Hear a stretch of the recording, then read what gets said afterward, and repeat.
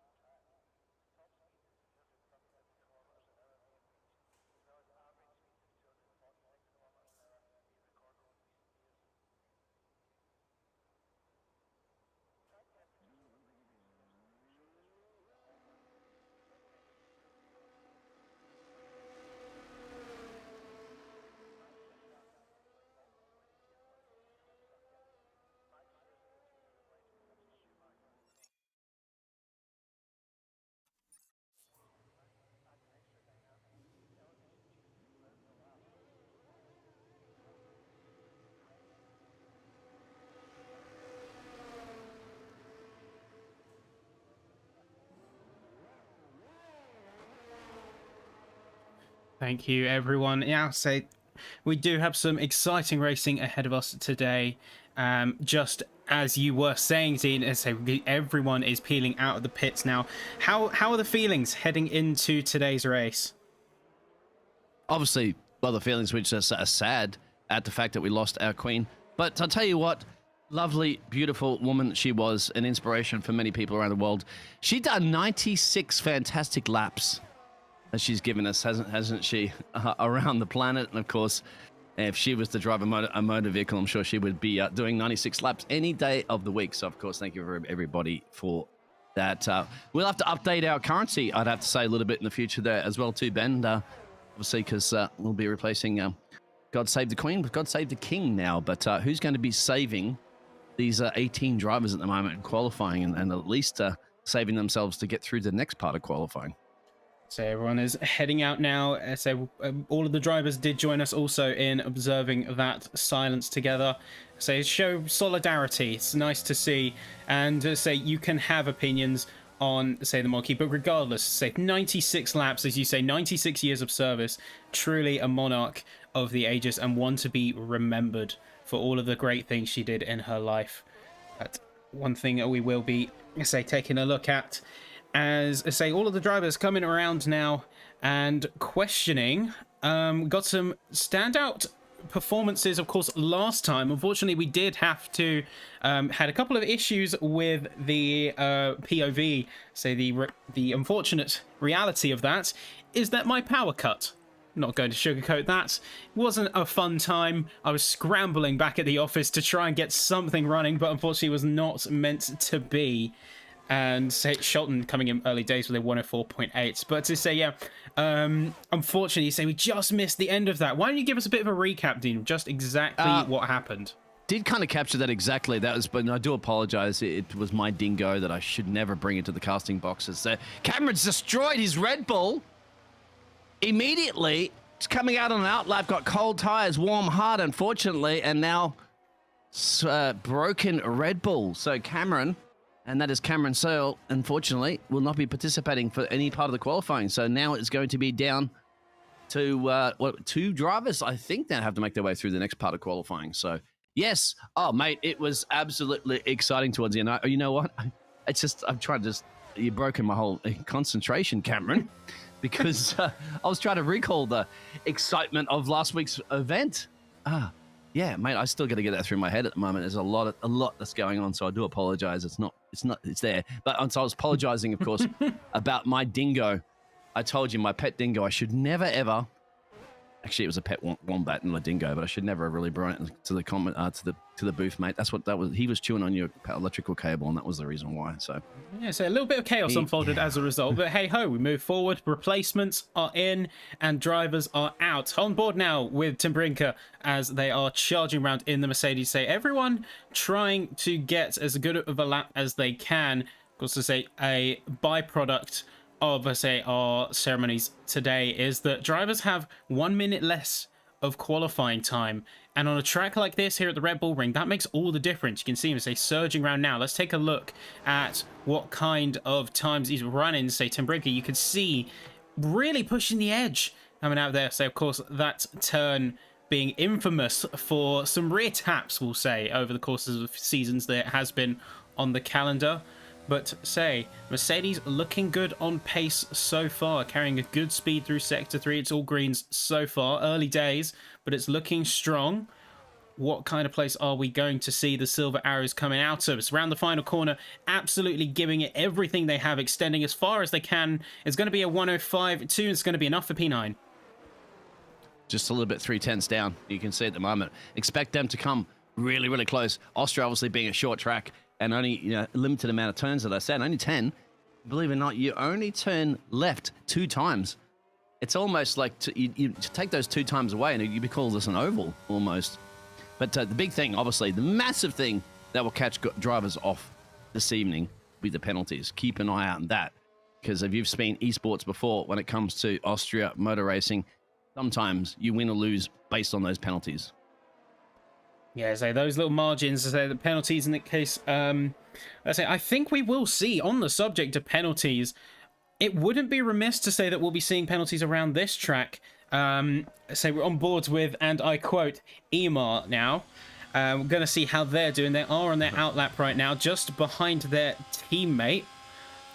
But I wouldn't be surprised. Are you trying to pick on me here, Ben, about that one, I think? None of the sort. And by the way, too, look at that fantastic new livery that they've added. Just in time, too, of course, for the Italian GP, but just in time for the Austrian GP. And here's EMAR, as you mentioned. I do love it. But to say, let's see how a championship leader handles the Red Bull Ring. And I think, being careful of those track limits. If that's one thing that drivers are going to take away from today, it's the track limits. They are not going to be friendly. Of course, the marshals taking no prisoners in this season. The same holds true for SwiftX here in Austria, and drivers are going to have their wits about them. Let's see if he's climbing his way down the hill here. Turn 4, of course. Get the brake into about 50. He's got teammate up the road. Are they trying a tow? It can work brilliantly. It cannot. His teammate's got a little bit twirly-whirly coming out of turn 4. And then this is your 2 left-hand corners, as I said. Sweep it around here. Hug it. It's sticking. It's a beautiful car to drive. He's a beautiful driver, of course, leading the championship. Turn 7. Get on the power now. It's only just a little kink. And then you're going to make your way down one of the little short straightaways, of course. Turn 9, fast speed. You barely left there in 6th gear. And then this one, of course, you've got to get this perfect. Drops at the 4th. Don't go too wide. Don't invalidate, but definitely cross the line. Can he see through the haze of orange for those flares? Well, can't so much at the moment. Only 4/10 down, but that's still just a bank lap, and that's maybe all you need. Yeah, so you still got plenty of time here. Remember, this is only Q1. We still have a good shot of seeing what these drivers are really capable of in the later quali sessions. But right now, you've got 4 drivers who have yet to set a time. Say, of course, Cameron Sell in P16, but is going to be out in Q1 because they completely just sent their Red Bull into the wall at turn 1. So I'm not sure what happened there. Maybe a bit of a traction loss, but regardless, that's going to be them down the back of the grid. I got the answer for you, my friend. The Dutch army was too crazy with those flares and they couldn't see anything. The track was just covered in orange, and unfortunately that's not worked for them because they're supposed to be here in Red Bull supporting the Red Bull car, and unfortunately too much flares have destroyed his opportunity to spot the braking point. So of course drivers have been warned of flares, and that is an Alpine heading through the gravel just behind. But drivers have been warned, spectators have been warned not to bring them on, but there's always someone. Where there's enthusiasm, there is a way in a lot of cases, and this rings true here for sure. So having a look around then, so we're on board to say Jacob Shotton, currently our pole leader. Are they going for another lap? Does not seem to be on the best pace at the moment. They are just behind where they were prior. And in fact, I think this is definitely a lap to forget. Check the times out, Ben. Check the times out now. It tumbled pretty quickly, didn't it? Like a 9:29 stock exchange. You now got a separation of half a second in the top 13. Half a second. This is going to get very, very tight. We're already at the first part of qualifying, no doubt. We're only going to lose, unfortunately, 2 drivers. Alex is actually DNF'd as well, too. So, yes. Well, there's only 1 now, I believe, if I can do my math correctly. 1 or 2. To the next part of qualifying. Oh, mate, I expect this top 10 shootout to be separated by 1/10. The field 1/10. That's all. You're hedging your bets to say. We'd love to hear chat to say what the bets are going to be as well. So on board with Liam Markham right now. Say Markham being a very strong performer in the latter races, especially coming through into split 2. They've seen it's almost like a fire has been lit under them, because it's almost like a day and night. To say they were at the back of the field for some of our races in split 1. And then you come and see what they were doing in Hungary, what they're doing here in Austria. It's like a completely different driver's come out to play. He's basically gone from Formula 2 to Formula 1. And when you're messing it out with the Top Guns, of course, and you're rubbing and grinding against the best drivers on the planet, you want to step up to the plate and knock this car out of the playing field, of course, out of the ballpark. That's what he's doing. It's the only way to guarantee your seat in Formula 1, and he's impressing team right now. Well, so I think it's just, as you say, the step up and realizing exactly what's at stake here, knowing that this is the top flight at Swift Racing League, and he's got to pull it out. He's got to pull out all the stops if he wants to hold a position here, and if he wants to be known as one of the top flight drivers in the league and in the league racing sphere to that effect as well. He's got to make a move. And but let's say looks like not the strongest of runs, as they in fact pull into the pits, going for an abandon because they have seemingly struggled this time round. Can we go to Peter, of course, there, Peter Locke, because he's under massive pressure because he's in the Red Bull Ring, his home, of course, of Mozart, Beethoven. Even Toto Wolff comes in these neck of the woods, and Arnold Schwarzenegger. So he's got to prove to everybody here. You can't, it would be gutted not to see a Red Bull as he gets a little twirly-whirly coming out of course, the top turn 3. That might have cost him at least a 10th here, and a 10th, of course, at how close it is at the moment is an eternity. He might have to go back and get another lap in, because this is it. And, you know, that big statue of a Red Bull right there to your left is exactly the reason why you're driving a Red Bull car, mate. So represent. Yeah, so we've got to be on their absolute A game. And say drivers are really where they're within the milliseconds of each other. I mean, we look at the 2 Alfa Romeos. They have identical times down to the thousandth of a second right now. That's the type of margins we are talking. 5 minutes on the clock. It's now or never. This is crunch time for everyone on track. Loke's going to finally set a time. It's not going to be enough to move up, though. It's a 106.3. It's still going to be down in P18. He had validated, I believe, as well to that lap, so he's got to go for another one now. He does not have time to come back out. He did. He's actually committed to this, but the problem is there's a little management of battery that's going to hurt you a little bit. Now, it's not as important as you know, the ERS and other tracks, but still, you need every little inch, every little gain you possibly can with this grid, you said, separated by the width of a piece of paper right now. And Pete's got to go back in, I think, charge those batteries and get out for one more shot. Yeah, he's got to go back in. The thing is, he's running thin on time. I think the strategy from Luke's point of view here is he's got to set a banker lap no matter what, because at least then he can guarantee minimum P17, right? That's at this stage with 2 drivers out and with, say, 1 driver yet to set. And in fact, they are going in now. But to say they've got to get that banker lap in. Hopefully, we also see them going for a send, because this is going to be a last-minute ditch effort to at least get a time on the board. As Luke Franklin comes in with a 104.6, sets the timing sheets on fire. Did you just see that? I mean, where did that come from? I mean, we were talking about everybody separated by under 1/10. He just says 1/10. I'll give you 2.3 tenths. It's annihilated everybody. Makes it even more difficult now for Peter Locke. Jason McClary has gone out, so he's trying to cover off his potential being dropped out of Q1. Jasper's out on track. Jasper Ten Hanken, he needs to also cover it out. Whether or not E2 Lappenling, I'm really not good with these names. Of course, Frederick in the Ferrari in P13, they're not safe yet. Oh, that's crashed with Aston Martin, I think. Oh, that's. No, he's still in it. He's still in it though. It's not terminal. He can get back out on track. He still has a last chance. But it's going to be tight. It's going to be very, very tight. Yeah, I wouldn't want to be in the Aston Martin garage. Try and fix that one for Q2, that's for sure. I think he'll be okay. I think if you're in 4/10 at the moment, you're okay for the next part of qualifying. But half a second, kind of cut it. You need to get the pedal to the metal right now and go, go, go, as George Morgan would say. Yes, it's all about getting prepped. And getting that times in, so you got to go now. You've got just over 2 minutes left at this point. So on board with De Boer as they are currently on an out lap. We're going to see if they improve. Everyone is back in the pits trying to get those fresh rubbers. You can see the clouds as well. They're turning a little bit overcast. So is it going to be too little too late? Track temperatures might be dropping if we've got rain on the way.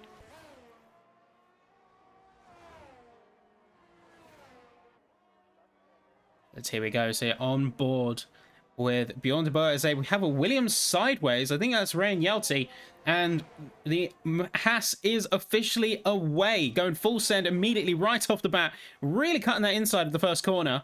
Over the sausage curbs. It's a bit of a risky move there. These cars love to get unsettled, especially when you lift the floor. So over the sausage curb and holding it steady. It's good so far from De Boer. Holding the line a little bit down currently. So heading to turns 2 and 3. A little bit down at the moment. A couple tenths away from where they need to be, but still on good pace. Showing some good form.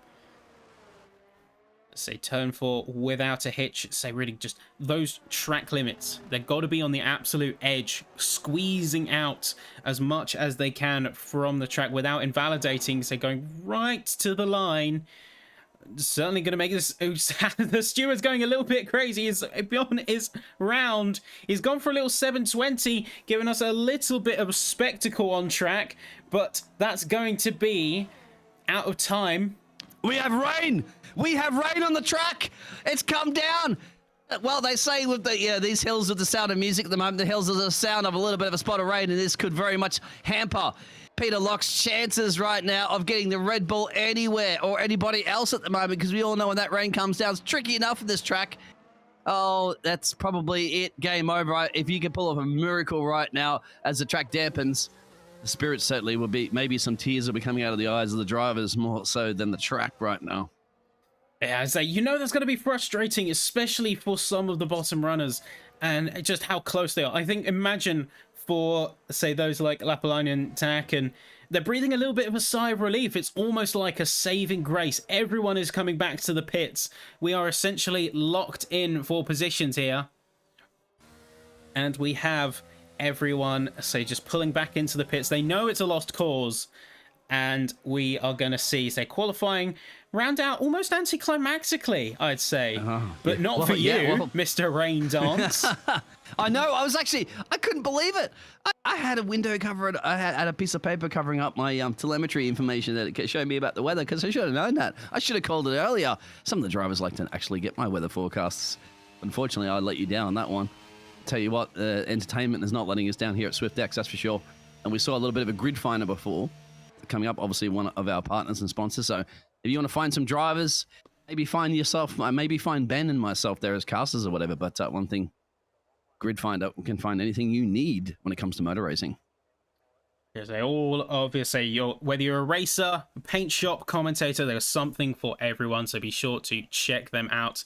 But that looks like it's going to be a quick end there to Q1. So saying goodbye across the field to say we have, of course, to say Luke Franklin coming in with the absolute stormer of a run initially with, say, the 104.6, really just putting in the absolute work out of nowhere. We didn't even catch it. But either way, so we have Jacob Scholten taking P2. Emar, I have to correct myself from saying it correctly now. Imagine that. But say Emar Durkovic with the 104.8, and then saying goodbye in qualifying is, say, Jason Cleary, Peter Loke, Cameron Searle, and Alex Hostler. So latter two putting it in the wall. So hopefully they get their cars repaired in time for the race. But that is going to be an interesting ending to Q1, I'll say.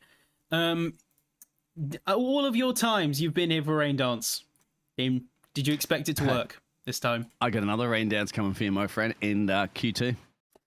Oh, so boy. how's this? It's gonna be a repetition again that we had in Q1. So expect right now, Ben, and if these drivers do not do it, get out. In fact, it's too late because the rain's already coming down. I thought there might have been a little bit of a gap, but there's not. But tell you what, how much time do we have? 14 minutes. Right, it's going to be dry towards the end, I'd say, of this qualifying session. Maybe if my Rain Dance does work as Emar, of course. You know what? There's already been a poll up there. How do you actually correctly pronounce his name? I can't even correctly speak. Dokovic, of course, is his surname. And I am the Biggles Butchers of names. But they are coming out, mate, I guess for a little bit of an inter-run. The race forecast could very much be around these conditions. We don't know. I haven't done my Rain Dance yet. What we do know right now is that the rain is definitely coming down here in Spielberg. Yeah, so as we're about to head back into the racing now, so going to head straight back in with Q2, and everyone is going to see some interesting running. So we're going to hop back in, and we can see that we are officially out on Inter tires. I say not enough for full wets, it seems, at this stage, but Inter tires are the way to go. But I think I say Scholten finding out very quickly that just because they have a wet compound does not mean that you can take any chances by any stretch. Piling into the wall in the inside of turn 4, and just as quickly as they came out, they're going to have to go back in. The problem, this is now not just a matter of setting the best time you can to get in the top 10 shootout. It's now also a survival of making sure that those barriers don't come out and bite you. That's going to be the biggest problem. It's very, very easy, we see, even in dry conditions, to lose it around here. And it's going to be even easier, of course, to lose it in these tricky conditions. So, once again, I think many, many times, Ben and I have said this before, get a banker in, get a time on the board, because if anything happens and somebody bends into the fence or whatever, you might just get through to Q3 even without the fastest time. Yeah, it is one of attrition when it comes to wet weather. Sometimes it's just about playing that little tenth safer. Shaving 2 tenths isn't worth it if you're going to jeopardize your car, put yourself potentially in a position to either blow your whole lap or worse, send your car into the wall and blow your whole weekend. And obviously a weekend. You see that obviously you're watching there on the Alpine. You should be used to these conditions. Obviously it's a very high altitude up here in Austria. Any other fun facts for Austria? I'll try to provide you that as we continue through this qualifying session, as some drivers will start putting some early times on. We haven't seen Inter times yet, so I think the Aston Martin might be one of the first to cross the line to give us a representation of how much they've dropped between dry and conditions. Yeah, so we've got the Aston Martin coming around as well as they push in, seeing what they can do because their teammate being dropped out. But we have, I say, a few people. But that is going to be, correct, I'm getting confused because their teammate, speaking of, has just gone and set the fastest, a 112.5. And do you think that's going to be the benchmark? Because say we got De Boer coming in with a 5.92, Kloss coming in just a little bit further behind with a 0.8. Yeah. I think at the moment, Ben, that might be because the track's going to get a little bit wet. But then predictions out there. And mind you, thank you everybody for tuning in. Of course, I'm reading those chats when we get a chance. And it's good to see everybody this week now, Ben. Remember last week we had a lot of people that were not feeling the best under the weather. We had sick engineers, we had sick drivers, we had people in bed watching it on their TV. So guess what? I mean, everybody seems to be that they've all back, they've recovered. and let's see. Well, get that extra boost there, and to even get your drivers, of course, as your engineers out there. Please give us some feedback along the way through qualifying and racing. We love that. Love to hear from it. Just like if we can actually put a radio to you and talk to you on the pit wall, we could. If we would. There you go. Would if we could. That's the word I was looking for. Yeah, so it's good to hear that everyone's back on form. Everyone is here for some great racing today. So on board with Charlton now, coming in after their initial mishap, very quickly finding out just what the limits of the car and the grip are. I think if it continues to rain like this, we may see potentially even full wets coming into the later sessions, or at least this latter half of the session. Hopefully it doesn't get to that point. We've seen the timing drop and drop and drop. We've got Durekovic coming in with a 1:11.6, Kassan with a just behind, also scraping into those 1:11s. As Franklin not too far behind, but 1:11 looks like the time to beat. Yeah, I like that. Did you realize you had that little pun there, Ben? Unnecessarily, you said the time's going to drop and drop and drop. Hint, hint. Drop rain. Well, of course, I thought of it. You didn't think you even thought about it? Oh, okay, there you go. Oh, that's brilliant. Yes, 100%. Yeah, I'd say once again, half a second off that time, that EMR headset would probably be the benchmark right now. Ooh, don't expect these 1 Charlton now. Sorry, cut you off. But Charlton getting very out of shape there. Was on a purple sector 2, but has seemingly binned it, coming out and coming through turns 7 and 8. It's not a one to remember, but hopefully they haven't dirtied their tires too much. They've got a little bit of battery, so they can get out of then as soon as possible. Yeah, this is crucial right now because the tires are no longer at play. Right, you know that we're going to have a lot of soft tires during dry qualifying. That's when you use the soft tires. In 2022, you don't use them too much during a race. But now they're on inters. We know the inters can go the whole race if you want. You only have qualifying to do. How much is that ERS now important? Because DRS is not available. Yes, the ERS is really going to change the game, because, as you say, DRS completely out of the question. It's a safety measure more than anything. But not having that DRS limits a lot of options for drivers. Not only do they have, of course, a speed disadvantage, just in raw pace, but look at it if it came to the race situation. You don't have that same overtaking ability that you previously did as well. So you suddenly have to be a lot more reliant on the resources that you just have in your car organically. But Apolainen coming through with a 11.244. Yelty pipping it by a single millisecond, and Kassan coming in the 110s. So the track is obviously improving a little bit. That's an indication, you said. Exactly. Well, remember, too, this is a track with 3 DRS zones. 3. So you take that out of the equation, as you mentioned, only going to come down to man versus machine and a little bit of battery and 10 corners to navigate. Just 10, guys. That's it. Easy peasy. It's nothing like Jeddah. What, 26, 27 corners? Only 10. Yeah, compared to, some of the racing that we've seen, we've seen a lot of flashpoints at certain corners, particularly turn 4. But when you think about it, this track is not intensely complex. The complexity comes from things like the undulation of the track, how it cambers, the changes in altitude, the altitude of the circuit itself. That's where a lot of the complexity comes in, alongside things like DRS zones. So what is a very simple layout, arguably, is just a extruded horseshoe. If you took an aerial view, one could even say it's an extruded horseshoe, but you're right. Simplicity can be the best results. If we could, if you can't see it at the moment, but if we all know what the map looks like, I'd actually like to see the drivers can draw this map blindfolded. But yeah, believe it or not, mate, it's actually really 9 turns, because there's no way you can count that little kink from turn 1 to turn 3. That little tiny kink as a turn. The only reason why it is included as a turn, because I believe there has to be a minimum of 10 turns in order for it to be a official Class 1, Class A grade track or something like that. But correct me if I'm wrong out there in the chat. Yes, a grade 1 circuit. Yeah, that's it, grade 1. Yeah, it's really 9 turns, mate. Because there's a kink between turn 3 and 4. Just a little turn, just a little bend to the left. It's the same amount of angle that's between turn 1 and turn 3, yet they call it turn 2. Anyway.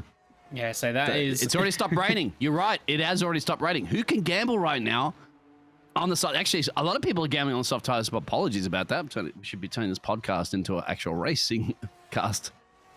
Yeah, so everyone is immediately sensing the changing conditions. So we got both Mercedes immediately capitalizing on the conditions ahead. Everyone bar 2 is already back on the soft compound. So even though the track might still be slightly damp, it's enough for everyone to be going. Had to cut you off there because go to Jacob. Get in P2 for the McLaren. He's now on inters and still he's lighting up the timing tables. He's got a purple sector 2. Purple sector 1's been replaced now by Joshua Ashford a little bit further back at P9. So maybe this is the absolute crossover time.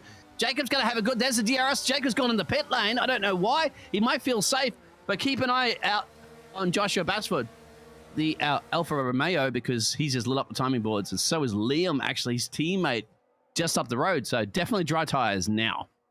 And so this just lends credence to what we were saying, is that the Alfa Romeo team has really found some form over the split. Both of them are pushing hard, pushing absolutely everything they can out of their cars. They really just seem to have found something within themselves that we never saw before on the track. And that's a 107.7. We're very much back up to dry running. 3 seconds quicker on the dry tires, guys. Why is everybody seeing the pit lane? Are they waiting for the last possible minute? Look at that time difference. There's no way you are safe right now. In the 15 drivers on the track, you are not safe unless you get out there in the dry tires. The track is definitely drying. This is going to be last of the people to cross the line, Ben. I hope you got ready with those cameras, mate. Oh, yeah, you know, I am scrambling in the camera booth today, trying to catch everything here because, as you say, suddenly no one is safe. Everyone needs to get back out there. Everyone who is out there is back on the softs now and is going to be giving it 110% of their effort. They only have 4 minutes on the clock. That's 2, maybe 3 good laps if you maximize the time. It's all coming down to this now. Suddenly, Q2's got a lot more interesting. Franklin coming in 105. The timesheets are just dropping and dropping. Yep, keep an eye on Ryan. He's validated his lap, unfortunately, there. For the Williams driver, that was looking good. He was going to be annulling that lap. Some of the other drivers are not setting purple because they come out on out laps, and the Williams crashed, I think, in the pit lane entrance. Did you see that? Yes, just getting a little bit too excited. He knows the time crunch. He knows what's at stake. Everything's at stake right now. Time is not on your side here. Because the DRS has been enabled. Remember, we talked about you didn't have that 3 DRS zones. Now you have them. Now you have battery, and now you have dry tires, and now you have sweat because you want to see the top 10. The track position is crucial here in Austria. You want to be able to get away as quickly as possible and try to break the DRS zones if you're up the road. Otherwise, you're going to be in this classic DRS train that you have around Austria. So DRS train, especially around here, is brutal. So there's so many DRS zones, and that could be a blessing and a curse. If you're making an overtaking move in isolation, it's brilliant because you have the facilities with some good timing to essentially guarantee the move. But in the same breath, if you've got that much reliance on DRS and someone else has it, or if you're stuck in a train, you're just as much vulnerable. Let's here we go. Engineers out there. You've got to have... everybody's going to come out now. I think everybody's going to come out because this will be the last flying lap. So engineers are going to be a nightmare for you guys out there trying to work it out because traffic now is going to be a bit of an issue. Remember, it's a short track. Only 10 corners. 9, really. So you've got to try to find your a little bit of a gap in here where you don't get trouble with that. And I don't want to hear any drivers on the team radio complaining about traffic, guys, because it's all about finding the space and finding the gap when you need it. Because look, I don't know, mate. There's everybody right now. There's like 1, 2, 3, 4, 5, 6, 7 cars going up to turn 3. Ooh. So how are they going to find the spacing alone as Jacob goes quicker? Yes, they were on board with Jacob Shelton today, lighting up. It's purples all round. They were edging away at the time, just shy of the 104s, but 105.009 is a spectacular lap from that McLaren. There is just so much traffic out there, mate, and I'm not quite sure they can gap. We've seen this before, haven't we? Go back to many years ago in Formula 1 when I think it was the Italian GP or something like that. I don't know, about 5 years ago when everybody was trying to find spacing and they're overtaking each other in the last minute, dying seconds. E2's has retired. I think he's happy with that time. I'm not quite sure we'd be happy with 6 seconds down the road. I don't see anything from race control saying it was a crash, so something's happened there. However, now, guess what? It's going to be, now they're starting to space themselves out, but will it be enough? Because this is it. You have one flying lap now to see the next part of qualifying, or sit in your garage and wait for the race to come. I say those who are still in the garage by this point have no choice but to pray. I say if you don't have a time, you're in trouble. Both Mercedes have yet to set a time. It's a brief yellow in Sector 1 as Korsgaard is going to break into the 104s with a 7.53. It's a great drive from the Alpine. Who else is going to break into that? We've got a massive spread of the grid. It's all up for grabs. Everyone's on track, bar Lapalainen. It's going to be Beyond de Bois coming in with a 104.9. Brilliantly done. So we've got Maximilian Kloss coming in with a 104.991 as well. Who else is going to be challenging for that? I can't call this at the moment. Honestly, I can't call it. Just had to, it's not, obviously, this would be fantastic if it was the actual top 10 shootout, but it's not. It's a Q2. You just have to get in the top 10. At the moment, you're only going to eliminate, what, 1, 2, 3 drivers. I think everybody else might very well be safe because of E2's retirement. Well, then again, no. 2 drivers have not set times, remember. Both of the Mercedes. And invalidation, too, from Luc de Brinky. So he's not going to set a time. Ryan goes quickest of all by 0.02 of a second, of course, guard, but doesn't matter about that. It's a matter about getting yourself in the top 10. And now, yeah, Luc de Brinky can't go, and he needs to the checkered flag. Who's on the bubble? AJ's on the bubble. Liam's on the bubble. Everyone is, like I say, panicking right now. They've got some good times in, say, Tanakin coming in with a 1.4.5. Franklin coming in with a 5.10, taking pole in Q2. Who else is going to challenge? We've suddenly seen that grid spread come down from over 10 seconds to between first and 11th, 0.6 tenths. Marco's going to come in P12. It's not going to be enough. Jackson's P11. Again, not enough to make the cut. AJ has. Liam didn't. Yeah, Liam was about second down on a drying track, so it must have made a little bit of a mistake. Some of the drivers did invalidate. That's it, my friend. That is it. So what a qualifying session. Again, that's the second one. I don't know how much more we can take, mate. We're going to have to take one more qualifying session of this just entertainment 101 here. It's all because of Digital Motorsports. They're the ones that bring all this action for us. Why do they do it to us? So it's still got Q3, so don't get too excited just yet, because there's plenty more where that came from. I say Luke Franken taking the top spot here in Q2, setting themselves up well for Q3. But here we go. Say your top 10 drivers heading into the shootout. Luke Franken, Jasper Tenaken, Ryan Yelty, Gustav Korsgaard, Joshua Bashwood, Will Casson, Bjorn de Boer, Maximilian Kloss, Jacob Schotten, and Emar Durekovic. And then saying goodbye in Q2 is going to be, say, the Williams of Jackson, Meyer in the Ferrari, say Markham in the Alfa Romeo after such a good performance early on. So they didn't get that full chance in the soft running. Lapalainen not going for another lap and paying the price in the dries. And then finally we had Tabrinka, who did not set a time. And that is your Q2. We're about to head to Q3. Are we going to see much more unpredictability? I hope not. I don't think my heart can take it. I thought AJ was going to make it through. He didn't. You were right on that one. So sorry, my friend Ben. I should not doubt your F1 knowledge. What was really, really spicy on that one, mate, was Emar just scraped in. Just scraped in. He was on the bubble, that one. This is a championship leader at the moment.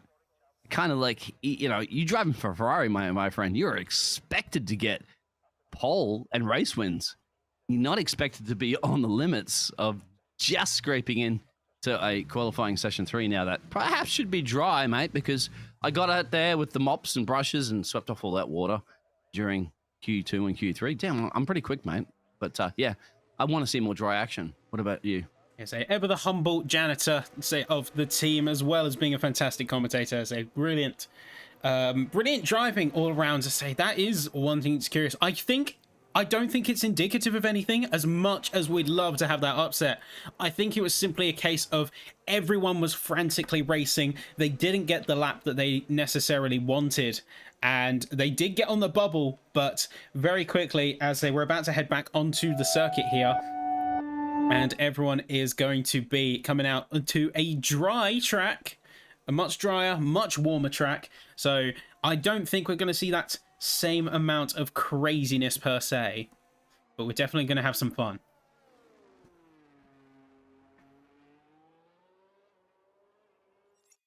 My apologies, Ben. I'm just trying to shoo my wombat out. I promised I wasn't going to bring my pet wombat into the booth again, but he's somehow, I don't know how he does it. He ends up opposable thumbs, but he's trying to figure out the combination box to the booth again, mate, to chew on your cables. It's not going to happen, Mr. Wombat.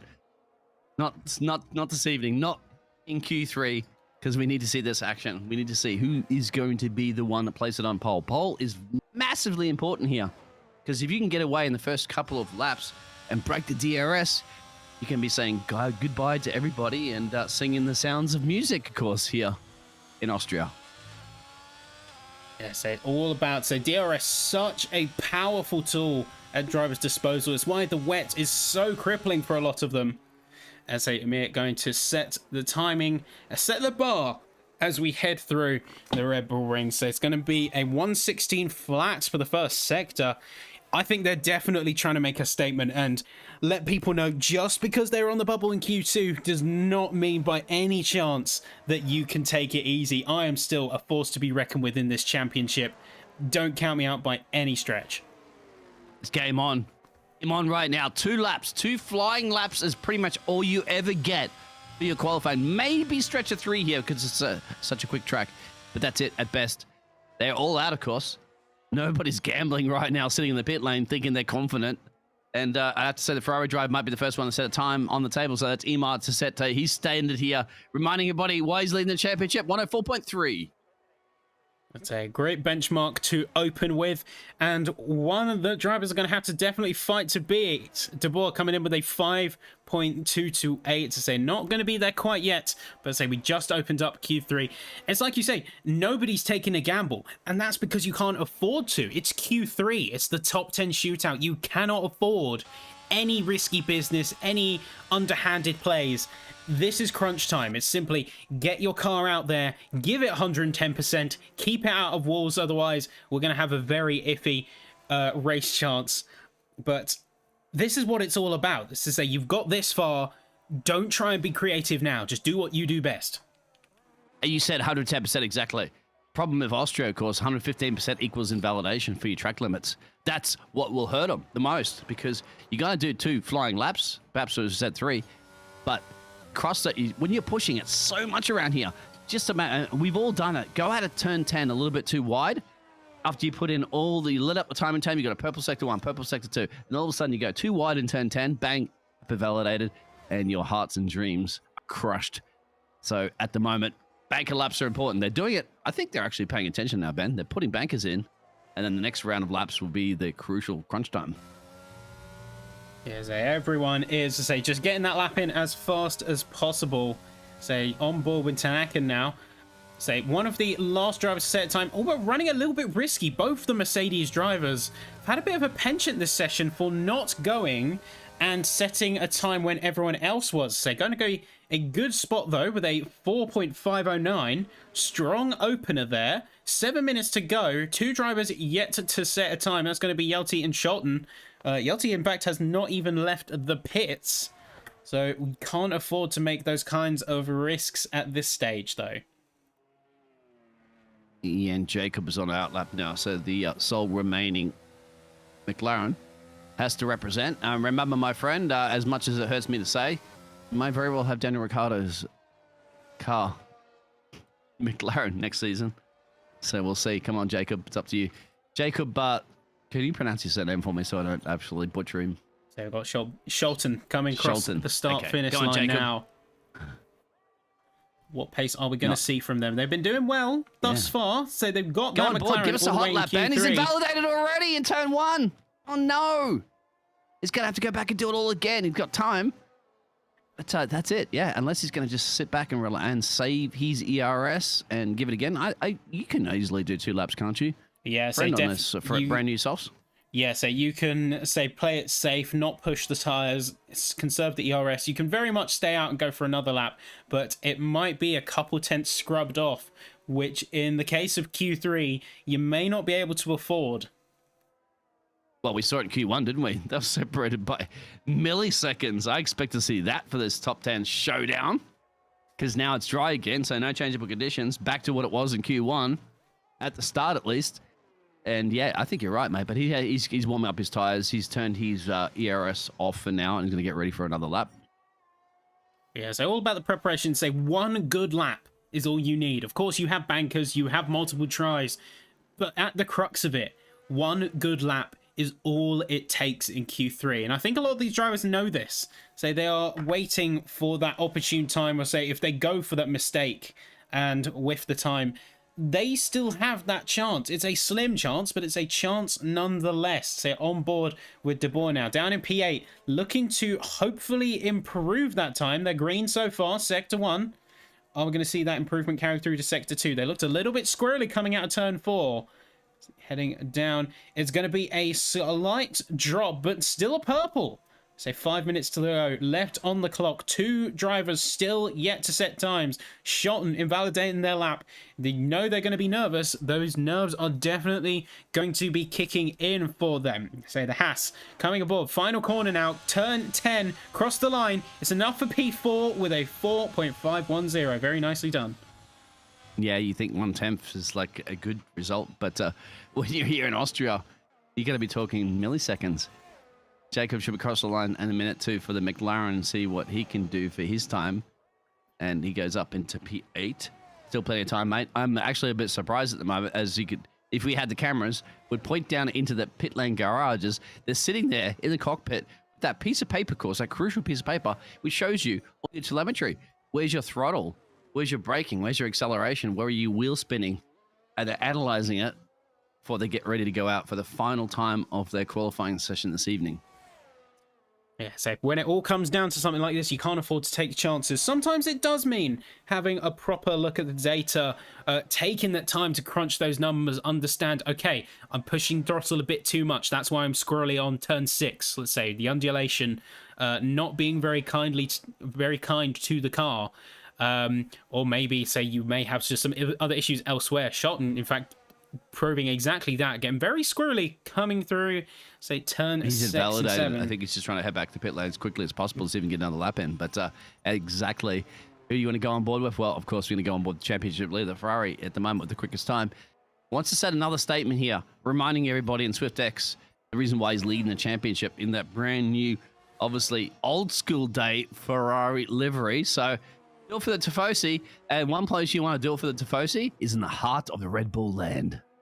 So striking enemy territory is often a more powerful statement than a win at home.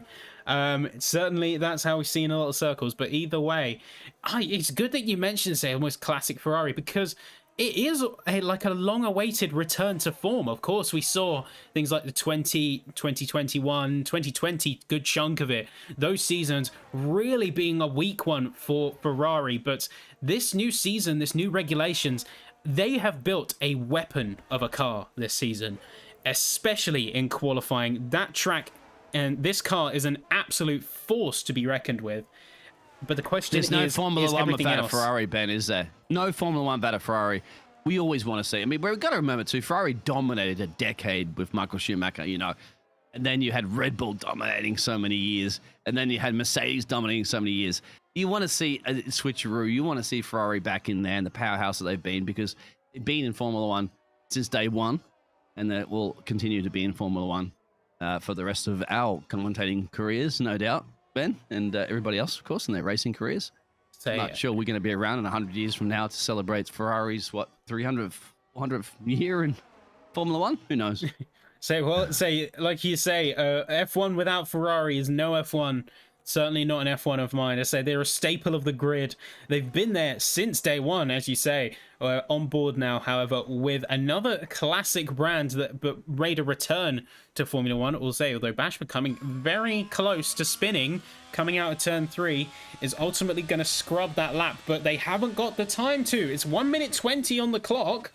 Yeltsin has still yet to set a time. What are they doing? Looks like they're finally going to be coming out and going for a run here, but they don't have the time to lose. Everybody on track. They are spaced out. Oh, a couple of drivers are actually down turn 3, turn 4, all bunched up together. That'll hurt him. Ema's on a flying lap right now for the Ferrari, but he's done a 16.1. He's definitely messed up his first sector. I don't think he's going to improve on his own time. So big trouble there if nobody else can beat that. A lot of greens for the other drivers, my friend, who you want to keep an eye on. I think the fastest in Sector 1 right now for the drivers on track may be Luke. So Franklin. Luke, it's going to be definitely one to take a look at. So see how they're doing. Of course, being a very strong performer since joining the league as of recently. And one driver to certainly watch is, say, arguably one of those who's going to take the championship fight for Aston Martin. Really, so carrying a lot of the pace and a lot of the points. To say Franklin coming very wide, coming out to say turns 9 and 10. It's close to the edge. Is it going to be enough? It's only enough for P5, but they're going to be back out on track to immediately go for another one. Question is, do they have the resources? Where did he might pull that one off? Very slow first sector, made it up. But look at Joshua Bashford at the moment. Purple sector, very good sector 1. I think he's about 37 thousandths of a second off this one. Can he get this? So this could be a P1 or P2 here for the Alfa Romeo. It's a P2. Also go to Cass, my friend, in the other Aston Martin. Because he just lit up the timing boards. He just annihilated the timing boards in the first sector. A 15.9. The first man in the 15s for Sector 1. Look it up for 2 more, my friend. And Aston Martin will be on the top of the race. So one to watch is both the Aston Martin drivers showing that on their day they have an absolute Herculean pace. It's really done, but it's very wide coming out through turns 9 and turn 10. Is that going to be deemed valid? No, it isn't. It's an invalidation. It's going to stay in P3. Say just that a little too much. Say Stewart's not taking kindly to those track limit forcings. Say, in fact, to say flagging up for us right there. He's at P3. That was a P1 or P2 potentially gone on that one, but still P3 is good.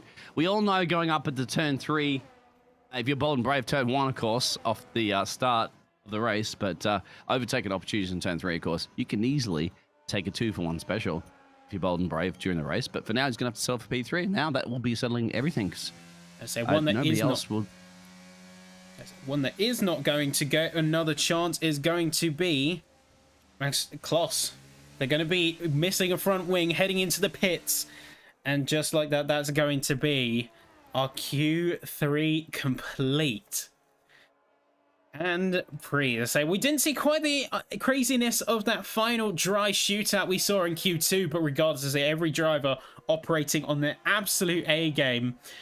So we're on board with Bashford, currently P2, currently on what looks to be the slowest DRS we've seen on track on the Red Bull Ring. I tell you what, it's Ben, the cooldown lap. It is the cooldown. If you want to go to you said it, did you? I have to say you just said it best. Smooth operator. Well, guess what? There's a smooth operator in town. Emar Ferrari. Sorry, Carlos Sainz is the new smooth operator. So there we are, ladies and gentlemen. It's in bright yellow overalls, sporting the special livery for Ferrari's 75th. It's going to be Emar Drakovic in a 104.351, leading the timesheets 38 milliseconds ahead of Bashford, followed by Kassan in the top 3, forming that podium, and you can see everyone else on the grid. But my question to you, Mr. D, Mr. Biggleston himself, who was your one wild card, the one driver you did not expect to place as highly as they did? Who was it for you today? Cass, I have to say, for the Aston Martin. I'm sorry, I just seen Cass in their name, and I have in my telemetry sheets there, but that's Cass, his surname, of course, as you would be aware of. But yeah, fantastic. That's a surprise for me. And let's see if you can convert that qualifying pace into race pace. That's going to be the key. As what do you reckon? We'll play a little bit of Mozart, Beethoven, some of those classic Austrian. What do you think? I see that's a question out there for the chat. Do you think drivers actually listen to classical music, or do they listen to music while they drive? That's a question. Well, certainly, I don't think about when they drive, but certainly, as a driver, you have rituals, right? You have sort of rituals, routines that help you get into the zone, to help you get into the spirit of racing and quali and being out on track and giving it your all. Music, you'd be surprised at just how common it is. I say with a lot of drivers that I've spoken to over my time, say, commentating for races and just being a racer myself, I find that listening to a good piece of music, whether that is classical, to just say bring the nerves down, say move with the music, or it's something really energetic, hype me up, saying, yes, I am a weapon, I'm ready to fight whoever comes in my way. It's things like that, say those rituals, routines. Like I've seen some people, they told me that before they go for a big race, they make sure that they've done like a jog around, say, near where they are. So they've done a jog around the track, done a jog around the paddock, just to say, burn that energy, get those nerves down, get you into the spirit of things. I guess to that effect, to say, I didn't. You say that Cass is unpredictable. I don't think they are. Say, I've seen Casson in other series, and I know that, again, and we can say this for a lot of drivers, but when everything lines up on their day, they are championship material. We've seen that in their pace. We've seen those flashes of brilliance here in the series as well. But say sometimes things just don't go your way, or the strategy doesn't line up. You get thrown a curveball, and it doesn't always line up. But as I say, they have that pace within them. 100% they have that pace within them. As I say, so really, the unpredictable one for me had to honestly be Sholton. So we don't talk about people, some of the other teams enough, and one of those other teams is the McLarens, because the McLarens have sort of been, say, the McLarens have sort of been silent performers in a lot of ways, and they have, say drama free, and in many ways. Yeah, drama-free, obviously, for those drivers that made the top 10, but let's not forget, Ben, in the Red Bull ring in Spielberg, we didn't have a Red Bull in the top 10. In fact, the Red Bulls were dropped out in Q2 and Q3, so a little bit of a disappointment, obviously, for the local heroes here. This is where they actually do manufacture the Red Bull drink, so does it going to give you wings? That'll need something, of course. Maybe you need a few afterburners, because they're going to have to make their way back up to the field here and keep everybody happy and content for the Red Bull land. Yeah, it's certainly going to be a little bit rough, considering, say, the Red Bulls were out early. I think the AlphaTauris were also out quite early on in qualifying. Double whammy, isn't it? Therefore, not only... Yeah, so not only the headliner, but also the sister team were knocked out relatively early on. So on your home turf, it's tough to come back from. But that being said, we have seen that whatever forces may be, that on your home circuit, you have that, say, that invisible advantage sometimes, it feels like. So we might see them climb up in paces. We might see some curveballs. Remember, this is Formula One. Anything can happen.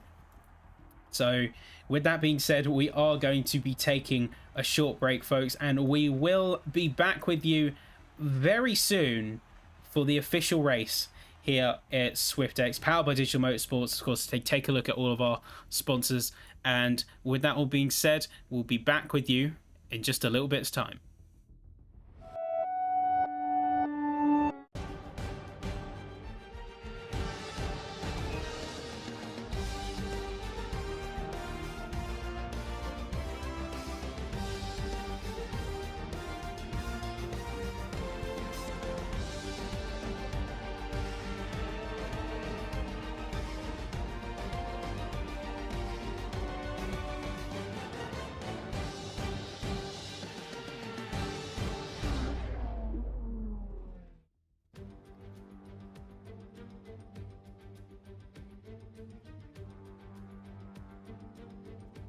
That's not right. Well, ladies and gentlemen, boys and girls, we are here at, say, beautiful, say, here in Spielberg for the Red Bull Ring Digital Motorsports Austrian Grand Prix, brought to you by with SwiftX. It's good to be here once again. The hills are alive with the sound of MGUs, and we are here for some exciting racing here at the Red Bull Ring. You know it, Wav.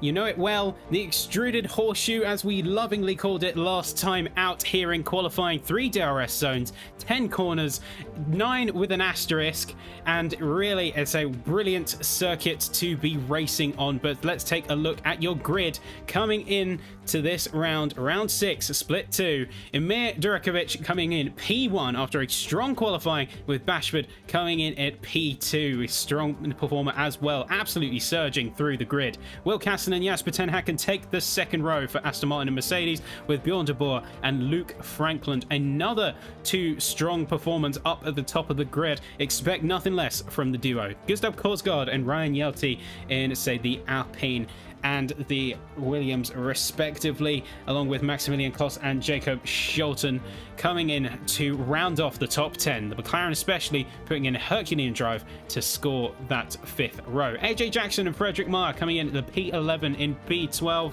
so really pushing the absolute limit of their cars. I say Liam and Luke Tembrinka also coming in with 13 and 14.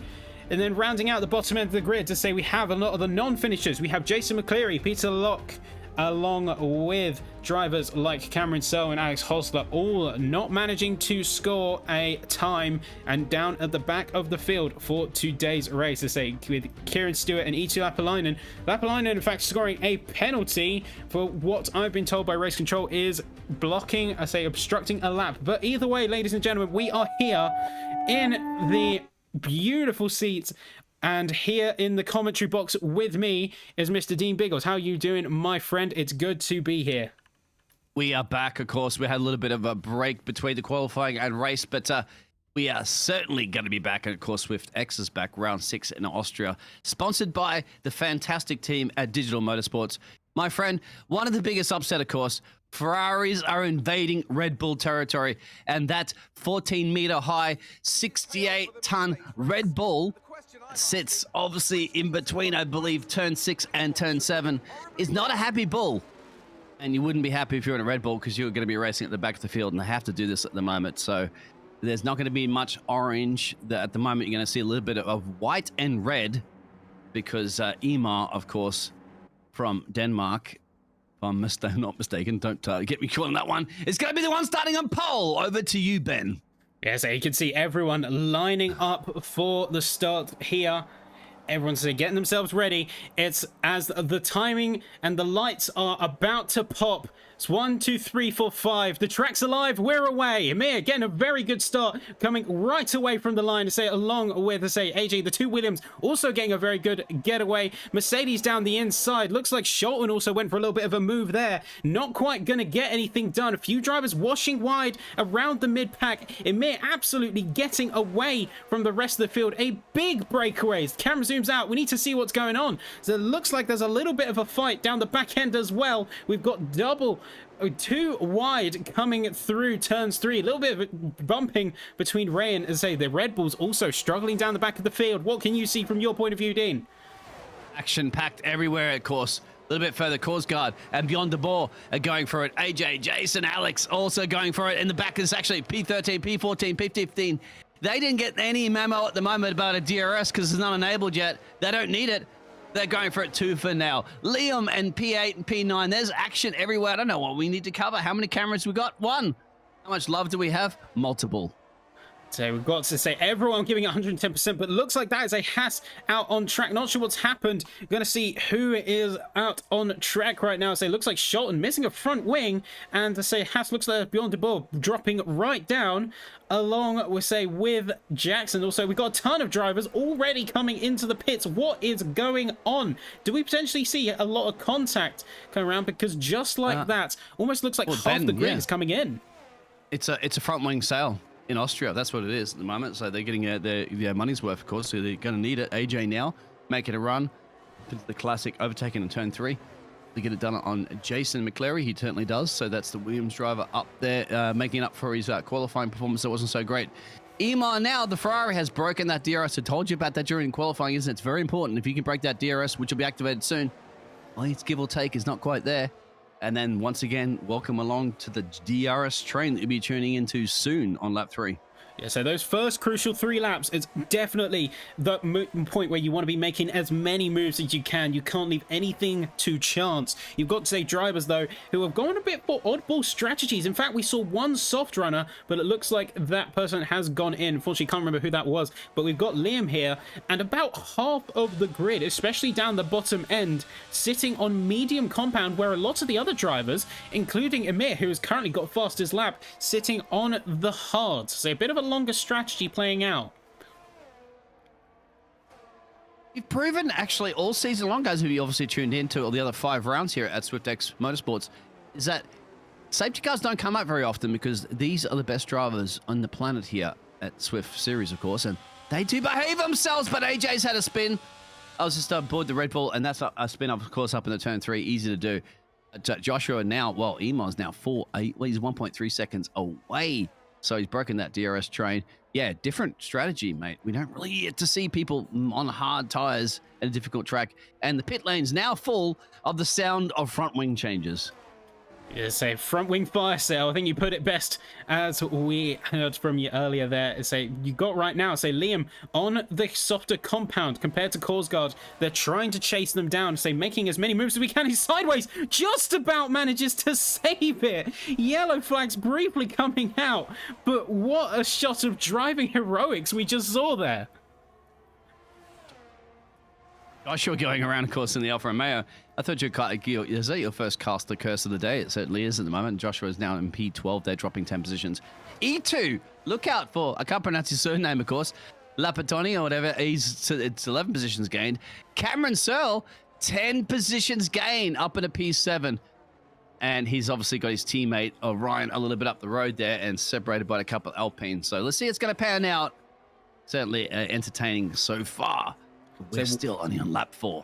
There's a one that I did not expect, however, is right now you've got P17, you've got Luke Franklin all the way down at the bottom, running soft compound, but seemingly looks like they came off one of the worst out of those initial laps, being one of the drivers who had to come in. They were so much further up, and now they're all the way down at the bottom of the field. They're going to have to fight all the way back up. They've got the DRS right now. Going to be potentially making a charge around the outside of Scholten. Gets that move done very nicely into turn 3. Second DRS, are we going to see that move confirm? It's going to be close. Scholten has the DRS to retaliate. But it's not going to be enough. That's Franklin to P16, but we definitely shouldn't be seeing them this far down after some of the performances we've seen.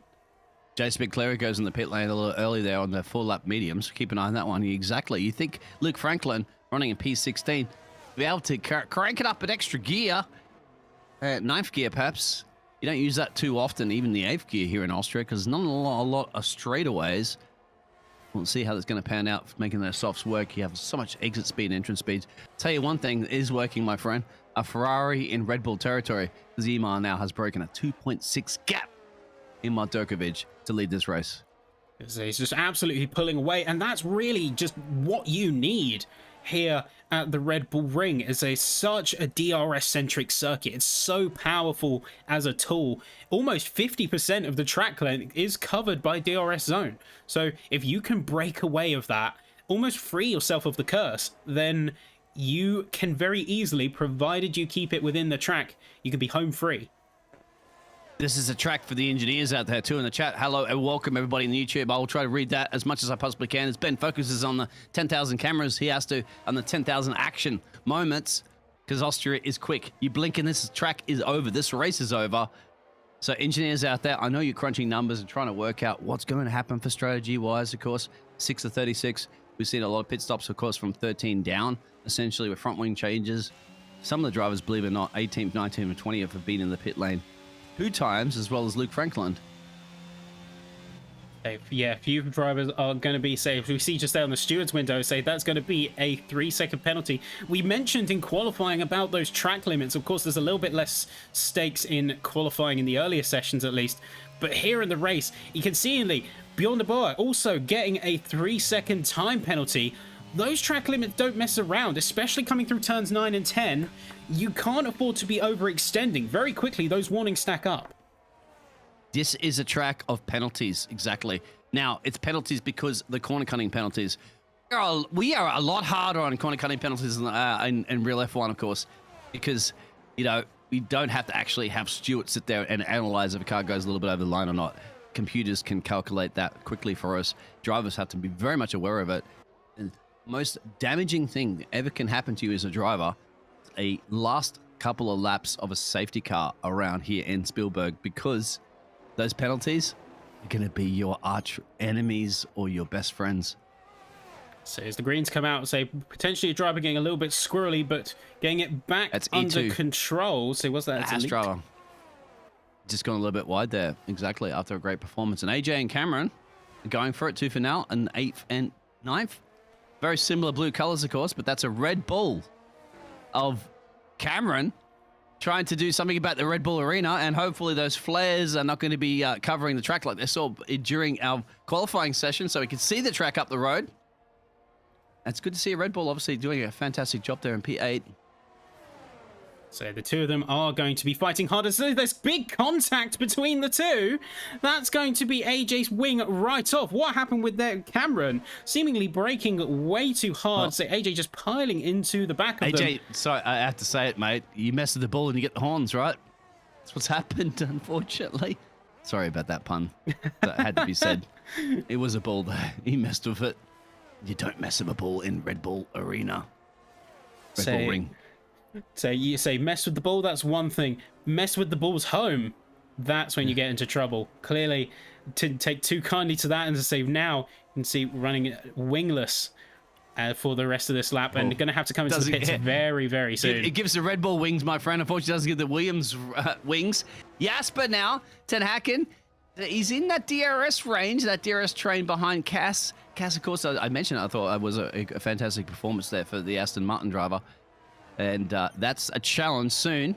And creeping in the background, of course, is the other driver there of Ryan.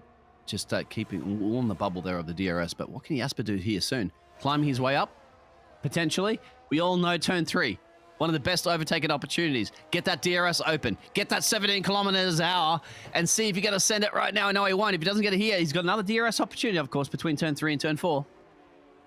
You see, everyone's just racking up penalties. Yelty, Jackson, Meyer, Boa, all stacking up penalties over the course of this race so far. But Ten Hacken's going to be going down the inside, heading into turn 4. Is he going to make it stick? He had the DRS. He's going to get a good run coming out.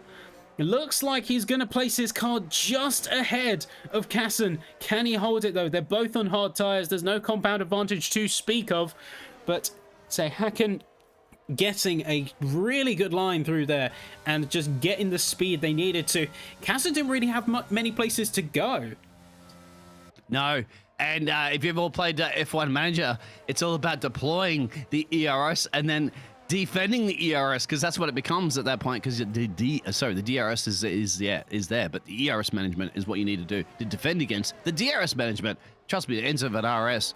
Frederick as well, too, for the other Ferrari driver, trying to put a little bit of pressure there on Kieran Stewart, who's 14 seconds down the road from Joshua. So this is needs to get past, and he needs to see something about the Ferraris, which obviously his teammate is dominating here in Austria. As they pushing hard, a little bit of a smoke cloud, a little bit of dust cloud puffing up there. As you can see, Bashford's peeking around the side of that Red Bull. Cameron and Bashford continuing to fight each other. Going to be too wide coming through turn 3, holding each other, no contact so far, keeping it clean. Bashford's going to have that second DRS. Can they lock the move in? Red Bull doesn't look like they want to give it to them so nicely. May have got a little bit of car damage as there's contact, and he's into the side of Bashford. Got no choice but to lift off. They're back against each other. Yeah, I wonder if there's sportsmanship, of course. So you're going to get that here. No, there's not. It's game on. And you can't hear the crowds out there, but we certainly can, Ben. There's boos and cheers, of course, for the Red Bull driver, as Joshua does get it done and sends a little bit more boos around Red Bull or Bull Ring than what you'd like to hear from the Alfa Romeo team. We don't go to Switzerland, unfortunately, so he doesn't get a home court advantage. I'll say, well, the drivers, at least, as they showed a little bit of sportsmanship, as they did let off there and let them at least get back alongside each other before continuing to battle. But yeah, Bashford right back on it, pushes the inside and just locks that line in heading into the third sector. Some very nice driving there from the Alfa Romeo once they recovered. This is what the driving you're going to expect to see all season long. We've seen it already for 5 rounds. It's brilliant. And Ben, you and I have casted a lot of races over a lot of years, and I guarantee you one thing, my friend, SwiftX always produces some brilliant racing wheel-to-wheel every day, every week, every year. So absolutely does not disappoint. So one ball Will Casson having to come around the side of Loke as they were going excessively slowly, because I think being over just over a lap behind at this stage from some of the front runners. So they've got Amir with a 4.2 second gap right now, but say sticking on board with Kassan. It looks like they're chasing Tanakan down. But remember, in a race of penalties, keeping clean is more important than keeping pace. Tanakan currently has a 3-second penalty for track limit. I don't think Kassan does. Do they need to push as hard as they are right now? There are warnings. There's a lot of warnings. I'll keep an eye on that. Obviously, the telemetry information. That's going to come into play a little bit later. I don't think we need to go to mathematics schools right now just yet, mate, because at the end of this, we're going to have to start pulling the calculator and crunching. For now, drivers need to put their head down and just focus on it. Ignore those penalties for now and just focus on the racing. I'm wondering to see those medium runners and how long they're going to go. Liam, at the moment, running in P6. Still on some pretty good pace. They might drop off in a bit. Everybody else, obviously, there's the hard tires in the top 11. And Jason on the alternative strategy will be struggling a little bit. And what's happened in the moment? Overtake. Ryan's gone spinning around. Ryan has, and Jason's retired for the session. A lot of action right there. Just a millisecond. Say, yeah, that's McCleary. Right. That's McCleary. You just saw to the right that's of us a safety there. car. That's a full safety car. So do they come in? Where is the leader? That's the pit lane entrance. Everybody else can come in behind now. And they will. Liam, perfect time. Brilliant time. He's like, that couldn't have been any better. He was on the medium tires too, about 40%. So, of course you got to go in. He too goes in. Will Joshua and everybody else go in behind him? You have to, right? This is a cheap pit stop. So it's a perfect storm there for Liam. Brilliantly done there in terms of timing, as they couldn't have come at a better time. Of course, starting to feel those mediums maybe letting go. They are in prime position to take those hards to the end of the race. They've had their mandatory pit stop. They come out in a really good position as AP7. A lot of other drivers are also going to be coming out. And gets to overtake the safety car as well too, mate, that's sitting there at the moment, so he can catch the pack. So obviously everybody else is going to come in. Who's going to be the big gainers and losers on this one at the moment? Because we still have the top 6 that have to come around all the way around again, sticking to a delta, to then jump in the pit lane. Of course, Emar's going to jump in. Say it's a great run there. Say from a few good pit stops. Say Franklin getting a good pit stop as well. One to watch. They're coming out P14. Looks like they are going to have the fastest lap for now. Coming out on the white walls. And going to hopefully be taking that to the end of the race. But say a fast runner slowly made up some positions from their initial mishaps. You can see all of the leaders coming into the pits now. Kassan going to also get a very fast pit stop. This is crunch time. Everyone needs to nail those pit stops. The pit crew needs to be on high alert. Can see Mir coming out. Tanakan actually coming out P1. Yes, I saw that for a second. I was there. There was a very slow pit stop for the Ferrari. I'll try to give you those times for a second. It was held for he was actually held longer. So he served a 5 seconds somewhere along the line. That was a 24.4 second pit stop. 7 seconds, 7.6 seconds stationary. Everybody else did 18s and 19s, which is the actual pit stop around here. So what's gone wrong, Ferrari? So maybe you say speeding in the pit lanes. That's where we usually see 5-second penalties getting plopped in there. I didn't get the message, but I did not get anything from race control. This is probably like, you know, Toto Wolff calling up at the moment race control saying he does not want a Ferrari to be in the head of that one. And there it is. Toto Wolff's making it worse here at work in Austria because Jasper ten Hank is now in ahead of the Ferrari. So, well, you know, controversy is always surrounding Formula One, isn't it? Even here at SwiftX. Mind you, guys, we have no control over that. That's just the way it is, of course. Well, have Michael Massey to throw under the bus. Whatever way you slice it, though, however it came about, it's still a Mercedes currently leading the queue, in all of that chaos and confusion, dropping behind significantly in the pits, down in P2. And we've seen a lot of swapping around, say both Alfa Romeos as well. So we talked about them being strong performance. The strategy has almost come at a perfect storm. Let's hope that they can ride that to the finish. Right now, they're both on hard tires. Definitely going to be taking those to the end of the race, along with Shelton and Franklin. Going to be making up some positions, hopefully, as they see those medium tires potentially die off in the later stages.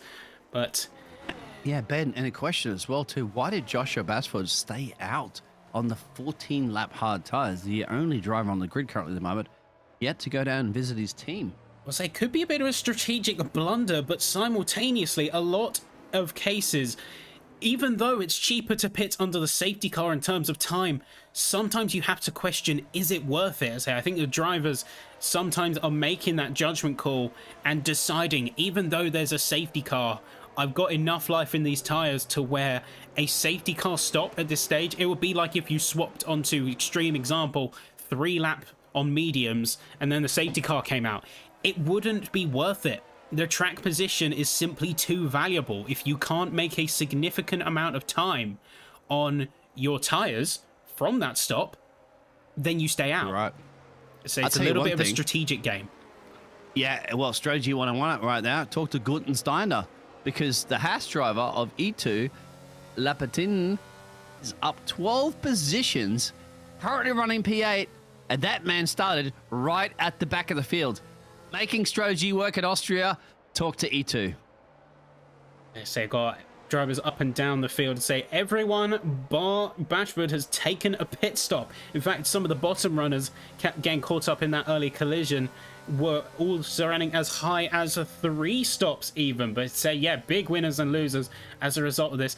Haas has actually come off worse, though, when you think about it in the grand scheme of things. To say De Boer running -14, even though E2 is running +12, it's still a net loss for the team, and that's vital constructors' points that they could be throwing away. You win some, you lose some, of course, because you got Emar leading this race now after a somehow, well, I don't know. Are we bringing the real Ferrari scenario into the real Ferrari esports game now? Because it seems like Ferrari have kerfuffled a pit stop somewhere on the line there. I don't want to even say that, but it was true. And the other Ferrari, of course, is Frederick Mai, and they're in P16. So, yeah, it's a win and loss for most of the teams. Gain, of course, I'd have to say, around there for Williams looking strong. Course guard P4, AJ P10. And Ryan and Cameron P9 and P, and then obviously those Alfa Romeos are doing a fantastic job. The safety car is going to be in, and you're going to have to put up for more laps of Benjamin and Dean for the Austrian GP. So everyone's starting to get back into race trim. As I say, safety car coming in. We're on lap 16. Bad had to lap 17 for the full race restart. You can see Emir, say, trying to gauge where Tanakan's going to be, getting those heats into those mediums. And say, Kassan following just behind. Everyone's starting to concertina up a little bit, trying to get the best start they can. Of course, Tanakan leads the queue, is going to have complete control over the pace of the race. He can juke him out as much as he likes. No overtakes before the line. We're back up into race pace. Tanakan's going to get a good getaway, but so is Durakovic. He's going to be right on the tail of that Mercedes. DRS is not going to be a thing just yet. So these few laps are all going to be just as important as arguably the race start. As it's just like starting fresh, but say the Mercedes driver of Tanakan doing very well so far, holding the line at this point in time from the driving assailants. I say Markham also looking a little bit further down, chasing down that Alpina Kloss. So they've got a bit of a compound disadvantage. Kloss is on fresh mediums, but they've still got the pace within that car because they get that strategy to perfection. It's going to pay dividends later in the race, but for now, they've just got to remain steadfast. They've just got to remain where they're at, and they're going to be just fine. Bit of trading places down the back as we see Stewart and Jackson trading with each other, say early overtakes while they can get them before the DRS kicks back in. This is kind of crunch time, isn't it? Just before the DRS, you got to make all of those moves you can, set yourself up. You got to be doing on top of it. Remember, you had cold tires in a restart, and that's brilliant, because I don't know how many times that I have counted people spinning it out of the final turn on a race restart to try to get it done, and they did it. They got the temperature in there. Keep an eye out for maximum P6, putting maximum pressure right now on Joshua Bashford. And the classic overtaking up the top of the hill, turn 3. Is he going to set it? Is he going to break in time? A little bit of a contact, but he'll live to see another day. And keep an eye out for Liam as well, too. It's an Alfa Romeo ganging up at the moment there on the Alpine driver of Maximum Kloss. So these two have got to be careful of each other, though. They can't be getting in each other's space. They're just going to cause issues for each other if this is to continue. Looks like there's going to be one guy capitalizing on the action. That's going to be E2 Lapalino. He's around this side. They bump in tires. Whoa. He's round. Bashford's round. And he's down in the grass going out through turn 5. I was going to say 3 into 1 is not going to work. I'm sorry, Austria. You can go side by side. AJ also and Cameron. But what has happened? E2 now gaining another place there for the Haas driver. Brilliant work. 20th to 7th, but still early days. DRS is now enabled. Now I think it's EMA. Keep an eye, obviously, for the men that's leading the championship.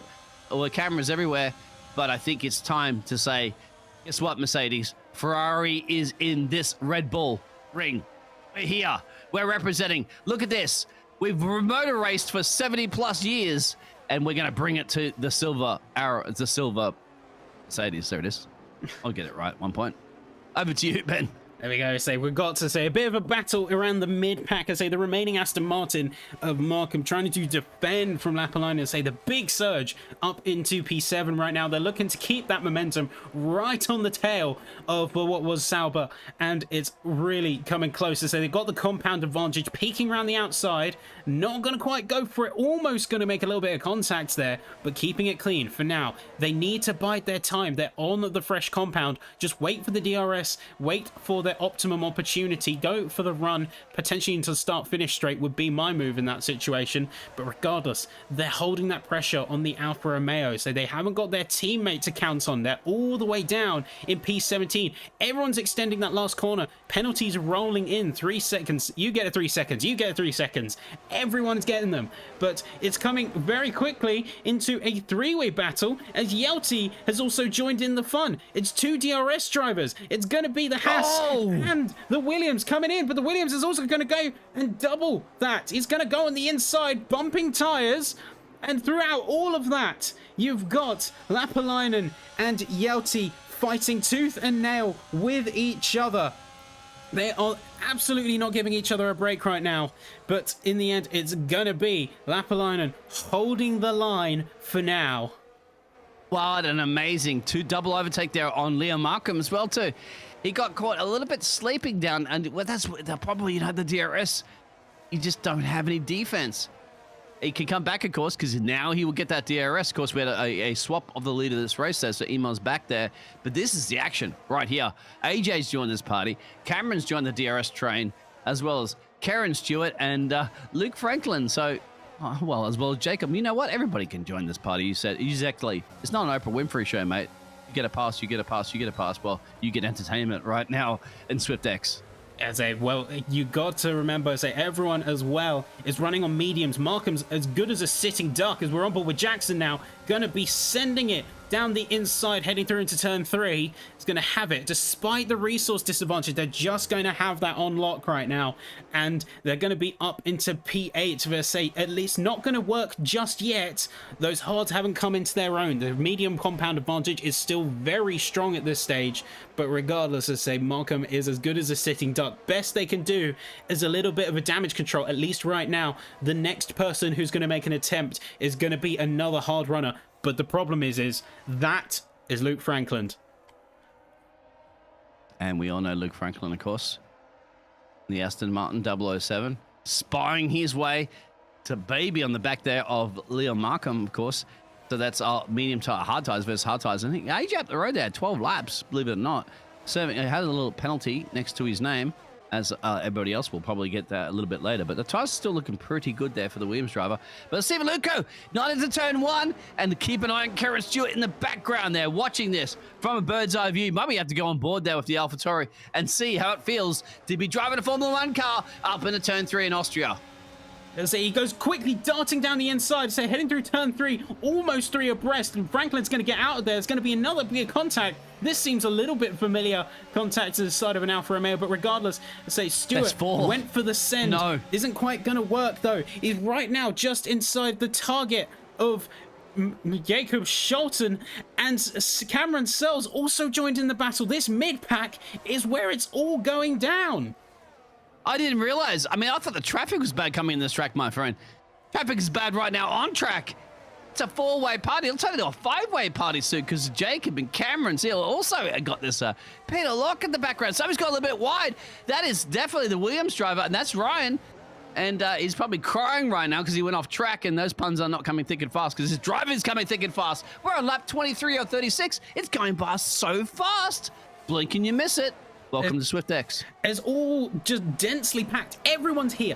This mid-pack is everything. So Yelty's dropping right back down, had a serious issue with driving up previously, but they're going to try and make a move on lock now. They're going to have that inside run. You know they're frustrated at this point. They're going for what seems like desperate moves, squeezing Loke as much as they can, getting that P13 in the end, but not leaving anything to chance. This is a battle of egos as much as it is on track, as this is Yelty saying, I'm getting back to that top of the field, and I don't care if you're in my way. I am pushing. I'm giving 100%. You want to give 115%, as you said, but unfortunately 115% it may equal a track violation. But that battle's still occurring. P5, 5, 6, and P5, P6, and P7. Because E2 is going to make the best gains of all gains. He wants to drive the day at the moment, mate, from P20 to P6. Looking strong. Only problem is, he's got a bit of a maximum gloss up the road. He's also got a screaming AJ, but screaming AJ is also screaming for penalty. Let's have a look as they're going to make their way to turn 1 right now on lap 24. They're giving it everything that they have right now, so you can... There's starting to see that a lot of the packs starting to fan out, penalties continuing to roll in from the stewards. Certainly no shortage of work for them, but it's going to be Lapolainen coming in, swinging through in the inside of turn 3. They're just extracting something from that Haas that we can't quite see from the commentary boss, but you know that they are feeling it under the car. They've got that level of confidence, a level of connection with their car that we don't often see, and it's part of the reason why they've made those 15 places and is already, despite being on the recharge, pulling a gap to the Williams driver just behind, just a few tenths behind. That gap's already starting to grow. Well, at the moment, Gunther Steiner is on the phone right now talking to Gene Haas going, Gene, these guys are definitely not, they are brilliant. And Peter Locke, of course, is putting a bit of pressure at the back there on P12. Unfortunately, Jacob had a little bit of a moment. He's lost some places, and we lost AJ from the session. I don't think that says crash from. That is a crash from AJ. That's going to bring a safety car, and it will. And there's going to be another one. So Cameron Searle, he's also out. He's gone into the back of the AlphaTauri of Stewart. And just like that, we have 2 drivers down the start-finish straight, completely beached. That is going to be a perfect opportunity again for medium runners, pit stop runners to head back in. It's all chaos here. AJ and Searle throwing an absolute curveball on track. Start finish straight, of course, having to get cleared up, but right now it's a full safety car and everyone is going to be capitalizing on it this time. Yeah, jump. If we had Ted down at the pit lane at the moment, mate, we'd be cutting him off, wouldn't he? Because he's going to be having to earn his paycheck. Joshua and Alex, of course, P15 and P16, P17, they were close to the pit lane, so they got in and out pretty quickly, took advantage of that. Not bad. And now Emar, of course, in the Ferrari has to go box, box, box, as well as everybody else. But can he lose out again? Because Ferrari had kerfuffled their pit stop earlier. So can now Jasper Ten Hacker do the Mercedes miracle in the pit lane strategy again? That's what we'll have to wait and see as they're going for the softs. It's a quick pit stop from the Ferrari. Not seeing those same issues. Manages to retain P1. Yeah, they learned their mistakes, didn't they, this time around? So and Ferrari are back, and they obviously followed. Kieran's actually stayed out, believe it or not. That's Kieran Stewart. Interesting strategy. Everybody's pretty bunched up at the moment. Now, I told you guys before, what's the biggest pain you're ever going to get here? It's not Spain without the pain. It's called Spielberg. Problem is, late safety cars equal penalty situation. So get your calculators out, because most of the drivers right now on some penalties, most drivers right now, Ben, are on 2 warnings. 2 warnings. You know what happens when you get the 3rd? Oh, we know it all too well, as we've seen, say, the stewards frequently chiming in as we've been round the ring many and many a time. But here we go. So Stewart going for a bit of a curveball strategy and opting to stay out on those mediums. I do question how they're going to hold up. You've got an army of soft runners behind you, an army of red walls. And I kind of just say the red walls on the Ferrari, just perfect. Just beautiful, meant to be. Shame that teams can't pick their tyre covers, but having the red walls as on a Ferrari, it's just right. What way to run down? You know what I do in my spare time? I sneak down to the garage there and I actually get a little Sharpie out there and I color over the white tires, make them red. But don't tell them, anybody in the FIA. I wonder if anybody's ever thought about doing that. Anyway.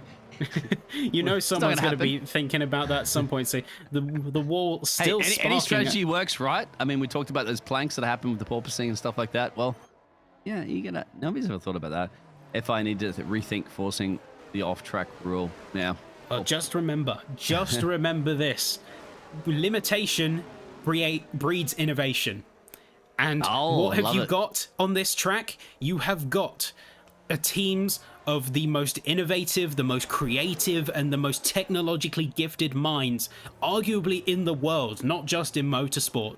So if you give them a set of rules, you give them a set of limitations, the first thing that they're going to do is they're going to go straight to that drawing board and immediately say, right, we're tucked in this box. It's got 10 locks, 10 chains around the side, and it's sealed with glue. But there's an air hole in the corner. How can we exploit that? That's the level that we're operating on. I tell you what, right now, my friend, where can I find your TED Talk to talk to us about that one, mate? Because you should be standing up in front of an audience and explaining how to exploit, obviously, the rules and regulations, and how to continue to be one of the best casters on the planet for Formula One esports and many other racing leagues. Couldn't have done it without Memento. But with everything going on the tracks and the chaos, we thought Q2 was chaotic with the wet weather shootout. And I say that as much. Look at the clouds. Look at those clouds. Oh, you don't make me go down to a rain dance again, Ben. I already did that earlier. But guess what? Green flag conditions. And now can Karen Stewart hold up 14-lap tires and hold up the reigning, so far, driver's leader, the powerhouse of the Ferrari of Imola. So you're going to be on board with them and getting very close immediately. So it looks like they've managed to channel the heat into those softs pretty quick, because just like that, the prancing horse is prancing right to the back of the bull. It's going to be round the outside, going to poke their nose around turn 3. It's going to be side by side. Ten Hagken's going to join in on the action, almost going 3 wide. It's going to be Emir around the outside, going to get the move done. Ten Hagken's going to follow suit as well. Stewart is a sitting duck with that compound disadvantage. Not only are they on mediums, but they're old mediums. They can't make this work. They got Ryan Yelty behind, holding off some of the other medium and soft runners, but it's not looking good for AlphaTauri right now. It was looking good for the Ferrari and the Mercedes, because they needed to clear it as quickly as possible, of course, because they're battling their own race. Kieran Stewart's out of this. His different strategy will pay off later. He's got pressure, obviously, from Cass. Ryan also is on a similar strategy. We got Frederick Meyer down the road there and a similar strategy in the Ferrari. And they're all over the place, and somebody's gone around. That's Korsgaard. Korsgaard has gone around and not the place you want to be. Dropping plump last. And no virtual safety car or safety car. Green flag still, lap 29.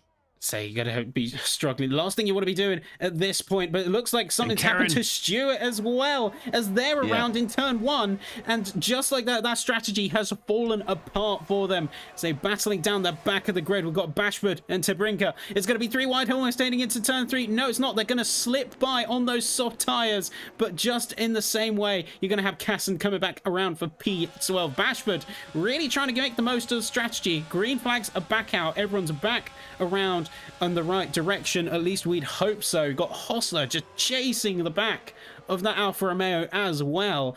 Nobody's letting up. It's all coming down to the wire. Benjamin, guess what's just happened? In all that mess, the Haas driver has got past E2, starting from P20, is now up at a P3 with a gap of a DRS break there over Ryan. He's on old tires. And Frederick in P5 on old tires. This man's looking for a podium. So what a drive. We've seen some of the pace that they're capable of. They've been an absolute weapon in places like qualifying, but converting it into a race, and a race of this caliber with this much going on, 20th to 3rd, this is a once in a generation performance. If we can see this coming to the fore, as we see there's going to be, say, 6 drivers now out of the session. Stewart's going to come out and retire, save the car or what's left of it after their issues on turn 1. But coming through to gain that much from the race, you can't be affording to miss this. I was wondering if I'm seeing rain. I'm not at the moment. I'm just seeing sweat, blood, and tears. P5, P6 battle, of course, Frederick back there. Frederick's getting eaten alive. I'm surprised that Rain out there in P4 is still holding on. No, he's not. He's not holding on. Just as I spoke, he's gone around. Those soft tires, those medium tires at the 17 laps at the moment, guys, it's it. It's game over. It's a risk without the reward. It's not worth it. They really should have come in under the safety car, so especially with this amount of distance left to go in the race, because this is the point where you see the mediums give up, and when it looks like it's getting a bit more overcast, they're heading into the pits now, but they can't make the most of it now. It's too late. They're already too far down to make anything of it. Alex and battling it up, Frederick, and Frederick wants to get eaten alive there. The other Ferrari driver, one Ferrari driver at the top of timesheets, the other one dropping like a 929 stock exchange once again. There's no way he's going to get the traction out of the corner. There's actually contact. That's a little bit, and it has to be Cass that just avoided that one. What is going on? Jacob at the road there. The other McLaren's putting a little bit of pressure on Maxi. Oh, we have 4 or so laps to go on this race, but it feels like we're in the first lap of the race. Say chaos unfolding on track. I say doing very well is to dodge that. But say hostlers, they certainly might be looked at the stewards for that. You know that there's going to be a report coming out of that to SwiftX's reporting system, and really say a lot of drivers can still be proud of what they've done today. Say amidst all of this, it is worth mentioning that throughout all of the chaos, the 13 drivers that remain here at the Red Bull Ring can be proud of their performances, because they have put in tooth and nail. They've been fighting and giving it their absolute all despite the very rapidly changing conditions to score some much needed points. You're right, and it looks like Cass has made a mistake, but look at the business end at the moment. We're getting down to it. Jasper still holding a station. Toto Wolff is looking pretty stressed at the moment, and I know the team is ready with a couple of spare Bose headphones, because he's going to get stressed, of course, because Emar is under a little bit of pressure. That's a battle for P1 and P2. P2, I think, is very much safe there to get a driver of the day and a P3. Luke's down the road there with 7 Franklin. 7-lap old tires, no problemo. He's the DRS train of P4. But obviously, does Emar want to be a DRS train? When we know that the Ferrari's in enemy territory in Red Bull land, and Peter's the only one, Peter Locke, of course, in P5, that's going to be representing Red Bull. Down to the crunch time, my friend. 3 laps to go. Say this is the business end of things, as you say. Say that Ferrari, despite being the target of DRS, is still doing very well on the speed front. You can see some of the speed traps. The DRS, of course, does give you that advantage. It's about 20 kilometers an hour in the grand scheme of things, but it's not going to be enough to make a substantial move without also some heroics of your own. Luckily, you'll be happy to know, say, I was having the luxury of chatting to Toto before the race. They've say F1 has a green mission, sustainability, and you're happy to know that they don't actually use functional sets for braking. They have a box of worn and torn headphones. They call them the sacrificial sets, but for those purposes, in an effort to say reducing e-waste, to say not braking equipment that isn't redundant, I respect it. It's not the best way to get it out, but regardless, it's still good that they're conscious of that sort of thing. But I think Toto can afford it, can't he, as well, too, because him and his wife that heavily in the motorsports, of course, Susie Wolff is a massive powerhouse that come to esports as well. But at the moment, this is Formula One, and no biofuels used just yet, but we'll obviously have to wait a few more seasons for that. But yes, but I don't think you can do anything at the moment from emailing the Ferrari drivers. Just cool, calm, and collective. You guys mentioned in the chat, absolutely brilliant. Franklin, P4 9-lap tires, but we've got to remember, Luke Franklin has visited the pit lane 4 times this evening, so that's not a bad job at all, considering a recovery of all recoveries. Say, despite being dealt a bad hand at the start of the race, they've done well to recover, and they've really pulled it back. It has to be said. They say coming back from the bottom end of the grid all the way back up to 4th. So technically a gain on their original position. Is brilliantly done there from the Aston Martin. And really it's just doing well. That even with a compound disadvantage, they're bringing it back to the business end. Jacob, Peter Locke, of course, the Red Bull in the Red Bull ring. But unfortunately, for Peter's sake, he's got 3 seconds next to his name. So Jacob's got it anyway. But you know what? If you really want to add injury to insult, you got to overtake a Red Bull on the dying laps of this race, just to really upset the crowd there, so they're not going to burn any flares off. Well, if you're going to burn some orange flares off right now, burn some orange McLaren flares. Jacob is on the back of Peter Locke. Say at this rate, the sky will go papaya before it goes orange, but say, look... keep it on Jasper! some dying stages there. Jasper Ten Hacken is going to be lining up at the moment. He's trying. He didn't get him in the turn 2. He tried really hard. Can he get it done, guys? What do you think for the Mercedes? What strategy can you possibly do? He's used all of his ERS management, and there is the overtake, obviously, I was talking about before there. Apologies, because Peter's actually gone dropping right now. Oh, no. Peter spun. And, I don't know, 50,000 fans here in Spielberg have just face-planted themselves. Not looking good for the Red Bulls. He's stuck. He's beached as well. He can't even move. Oh, no. That's going to be horrible. He's even been given a disqualification. He can't do anything about it. Ah, well, the Ferraris have are now just destroyed, haven't they? Unfortunately, Red Bulls. And what's going to happen? We're on the last lap at the moment. I don't think anything can do about this Ferrari, man. Yes. Sporting an old livery, but supporting continuation of what you do to win a championship, or at least get more and more points to win a championship. Ben, what do you reckon now? Ferrari going to win? I can't hedge so many bets just yet. Remember, we're only on split 2 so far, but they've certainly put themselves in a very strong position. If this isn't testament that despite the team's age, despite being there since the Grand Prix inception, you can teach an old dog new tricks, and you can teach an old team how to bring it back after, say, season prior, not looking too strong, but they've come back swinging. Go back to the battle between E2 and Luke. Unfortunately, Emma, you have to time your line across, because this is still a battle occurring, but you might have to go back to the Ferrari. I think Luke did catch E2 towards the end.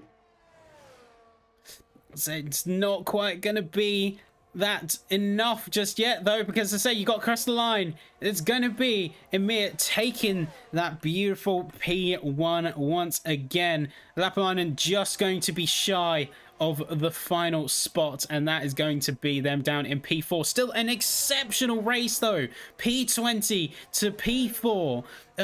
Brilliant drive from the Haas, and you know that he's going to be calling up, say, teams and saying to himself, we look like a bunch of legends right now. Honestly, you can... I like it. He can take that P4 all the way to the bank. To make up 16 positions like that, you don't see that anywhere else. I wonder where Emar screaming that in that cockpit right now for the Ferrari, as he's probably getting the booze. Unfortunately, you don't get the booze. E2 obviously would get the driver of the day. That's also debatable, guys. I just have to say, Luke Franklin took a ton of extra pit stops there, went to the back, always climbed his way back up. But another man sporting some new lovely livery overalls, big smile on his face, taking the steering wheel off there. Zum, zum, zum, won the Austrian GP again. Well, for the first time this season. Just point out, we're happy, you're happy, team's happy. Say, in an unfamiliar color, say the Ferrari team coming through. Those yellow overalls really, really pop, I have to say. I'd say, what a way to commemorate an anniversary than with a win here in Austria, Red Bull Ring. It's a well-earned win. Say, executed a really good strategy despite the safety car coming out twice and a lot of chaos happening on track, bringing out local yellows and safety cars alike. They still kept their cool. They kept their head down. They did what they need to do. Even with that slow pit stop, he pulled it back, and that's a P1 for Emir Durekovic. And going to take a look in just a second at your race standings. Following the penalties being applied to the drivers. Of course, remember, that is the calculator going to be pulling out in full swing, and then you have it here. So, Emir Durekovic, of course, taking P1, Ten Hacken P2, Luke Franken actually holding that P3 brilliantly, and really recovering that race nicely. E2 coming in P4, Scholten with the P5 as well, although they may be investigated for that incident with themselves and Liam, because that looked definitely a little bit dicey from the comcam, but you can see the rest of the field on screen right now and say lots of DNFs. I honestly... Dean, I did not expect the level of DNFs that we saw out there today. This is probably one of the largest DNFs, believe it or not, we've had all season long here for SwiftX series. But it all occurred, Ben, really over halfway through the race. So at the start, they were all well behaved. And then later on, after those pit stops, different tire strategy, obviously, different pace. softs versus mediums versus hards, bigger drivers, if gap car. It always goes like that, and then bang, all of a sudden retirement, another retirement, another retirement, another retirement. 2 safety cars we had in the whole race, which worked out perfectly, as you can clearly see, for some of the drivers, and not so perfectly for others. But what did work out perfectly? Entertainment and racing, the SwiftX series. Yeah, the racing certainly was not disappoint. And so you could take this race and put it up there with the legends and with some of the most exciting moments that we see, not just in SwiftX, because you can count many, many top tier moments. So, of course, we have, say, Saudi Arabia comes to mind first. So that last lap, that craziness still hangs to us today. But not just in SwiftX, but some of the best league racing you're going to see, period. So we saw some brilliant driving. No, top Ben, tier. this is the best. This is the best. Sorry, mate. I'm calling it right now. Anybody want to disagree with Ben and I? Put your hand up there, and we'll talk about that. We'll show you examples of why this is one of the best leagues. Is the best league on the planet. So, hey, if you're not a part of it, slap those buttons. Otherwise, Ben and I know where you live, and we'll come and Uber pick you up and drive you to this league if we have to.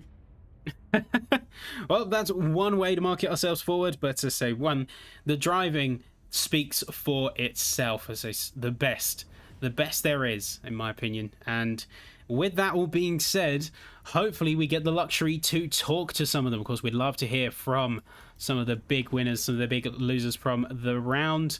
And one person that we can talk to right off the bat is, you know him, you love him well, Emir. Good to see you, my friend. How are you? Hello. I'm doing great. I'm happy with that victory. And a well-earned one. And you're wearing yellow. That's not unusual. Yep, we went with a special livery today. That was a good feeling as well. Okay, a quick question before I go to Ben, because that's the one that's really stinging in my mind.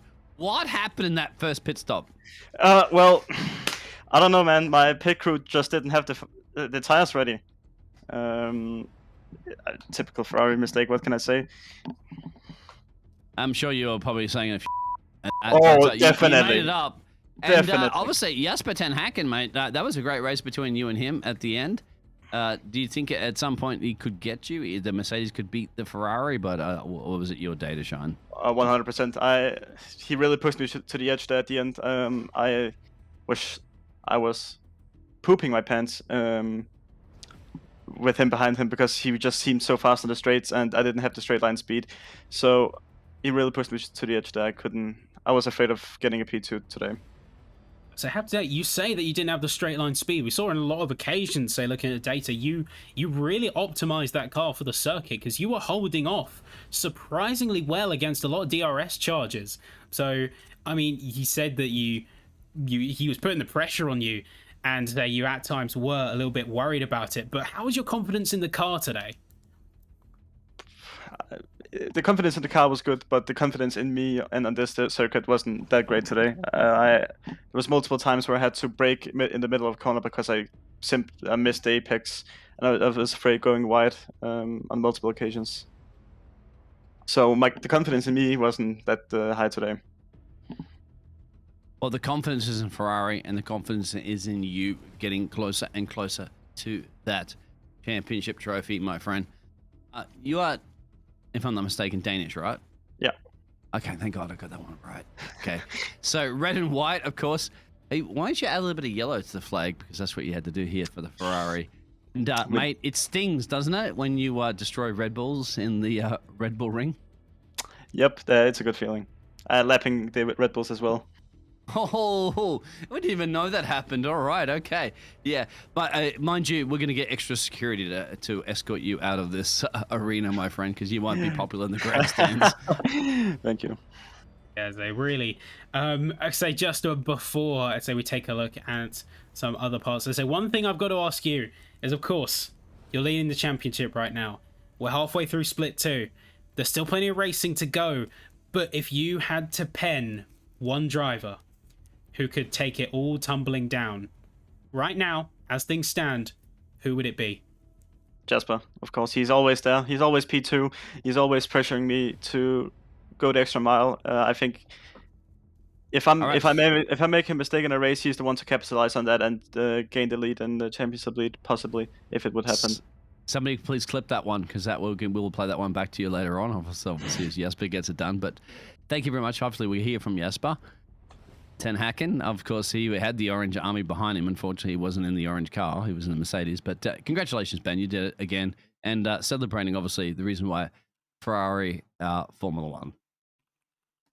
Yeah, so well done, mate. Take care. Say, get some rest. You've earned it. But say that's P1 and another Thank one you. for the books. Thank you. There we go. So interesting that they penned down Ten Hacken for that. So he was right, though. He's one of the sort of silent chargers. They're always there. They're always up there trying to make those challenges. We've been focusing on a lot of, say, like drivers, say, like Franklin, like Lapalainen. But Ten Hacken has been there always. It's like the consistent runner. It's almost why we don't focus on them as much as maybe we should, is because when you are consistently up there, it's not as exciting as if someone makes, like we saw today, a charge from the bottom. Well, I spoke to you obviously in the pre-show about the squeaky wheel gets all the oil. Jasper, Ten Hacken gets all the oil, my friend, because he's squeaking and squeaking and squeaking and trying to squeak a little bit, chip away, obviously, at Emar Durkovic's lead in this championship, and that's obviously his big arch rival. We've all played this game, haven't we, in the career mode, and you always had to set who is your rival, right? In the career mode, I guarantee you both these drivers have set their rivals, haven't they? But let's obviously a big shout out to Luke Franklin, because he did start P6 on the grid, dropped all over the place, many pit stops here. 1, 2, 3, 4, 5 pit stops. He started, he went to mediums, he's used the softs, he's used the hards, he's used the mediums, he uses every compound he possibly can. Still managed to get his way up in a P3, kept the audience and his fans happy, as well as us. He's also one of the, it's a split driver of the day to me, because he did a fantastic job. And of course, E2. Wow. Amazing, right? The Haas driver. P20, up into P3, just overtaken lately by Luke, but the Haas driver still got it done and got P4. Absolutely driver of the day. Yeah, I say, you'd be fool not to disagree. You'd be a fool to disagree with that one, because honestly, you said it perfectly. You hit the nail on the head there. And it is just a case of, in the Haas's case, they hit the right place, right time, and to say capitalized on it perfectly, worked with the scenario around them. But one thing that we got to think of is, like, you got the fighters at the front, you got the fighters at the back. The mid pack was fair game. Everyone was going for it. Say around the P10s, P7s, P13s, it was all going on. Everything was happening in that mid pack. Yeah, better than SSA. To finish first you have to finish. He only had 11 finish. That was the big thing, wasn't it? Big names dropped out on that one. And they dropped out late in the race. So I'd say, a little bit of a gamble, a little bit too much. And I was actually, believe it or not, very much surprised. This is probably one of the first races I've ever casted where everybody inside the top 10, well, in the top 9, my apologies, not get a penalty in Austria? That's almost unheard of. Yeah, so not bringing a penalty in, craziness. But to say, let's talk. We have one driver waiting on the line for us to say, of course, the Mercedes driver, Jasper Ten Hacken. How you doing, mate? Yeah, I'm fine. I've cooled down a bit again, so we take another P2. We check it off the list and we move on. Yeah, so we was just saying in the commentary box, I say, Mr. Consistent, P2's left, right, and center. We almost feel guilty a little bit for not focusing you as much as we do, because you're just always there. You're just bringing in those consistent wins. So I got to ask, how is your confidence heading into the weekend?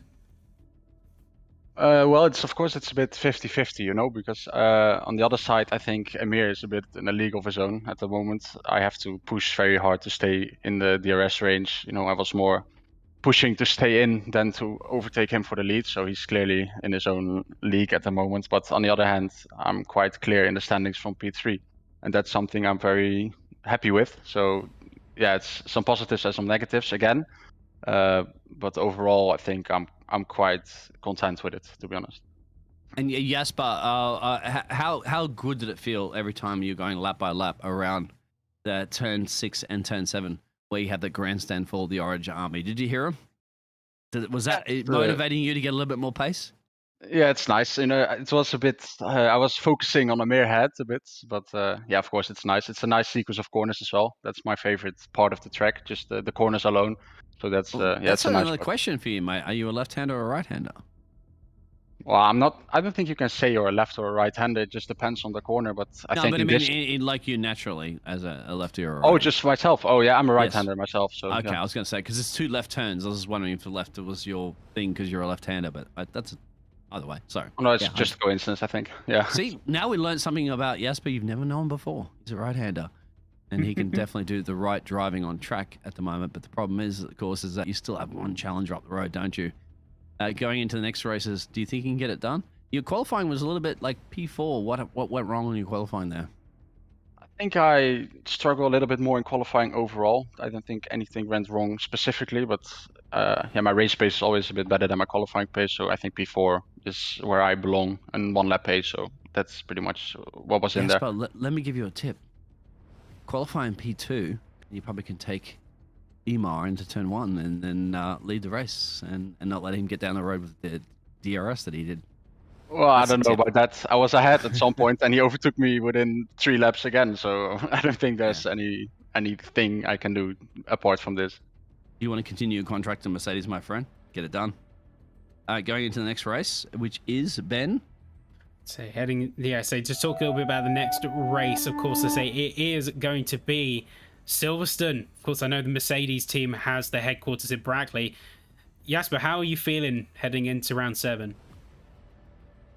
Personally, I think Silverstone is quite a nice track. I enjoy driving there, but the thing that shocks me a bit is that I know Amir quite well, and I know Silverstone is pretty much his best track on the game.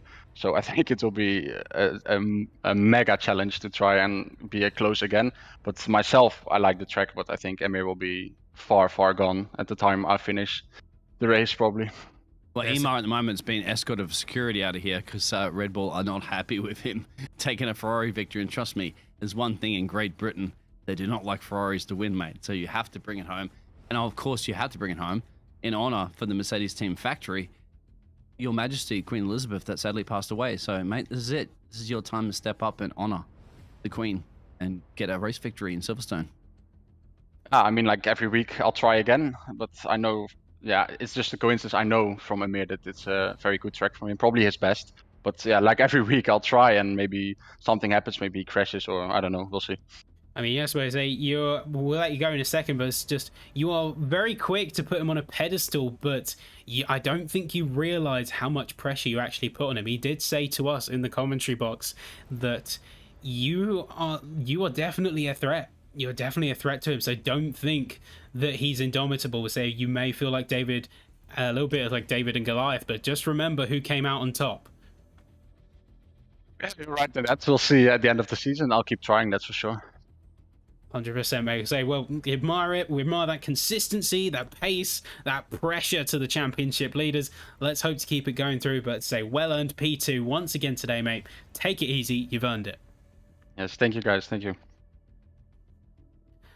But yeah, we've looked back at the season and let's look forward now. So as you said, we've got Silverstone coming up next week. You don't want to miss it. It's a championship leaders rumored strongest track. We'll have to put that claim to the test.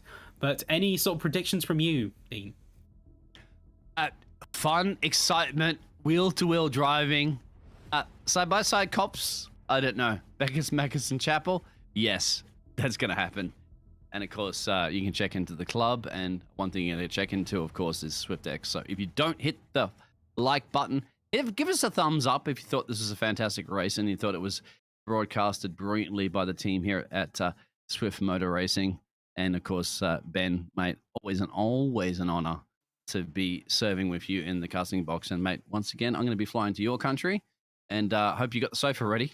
So, Silverstone's love coming to up have you next here. week. Spare beds all made, chippies round the corner, and I know the corner shop does some great deals on some nice crisps. But that all being said, we will see you in a week's time at Great Britain for Silverstone. You don't want to miss it. Keep it SwiftX, and we will see you next time out. Take care for now, and we will see you there.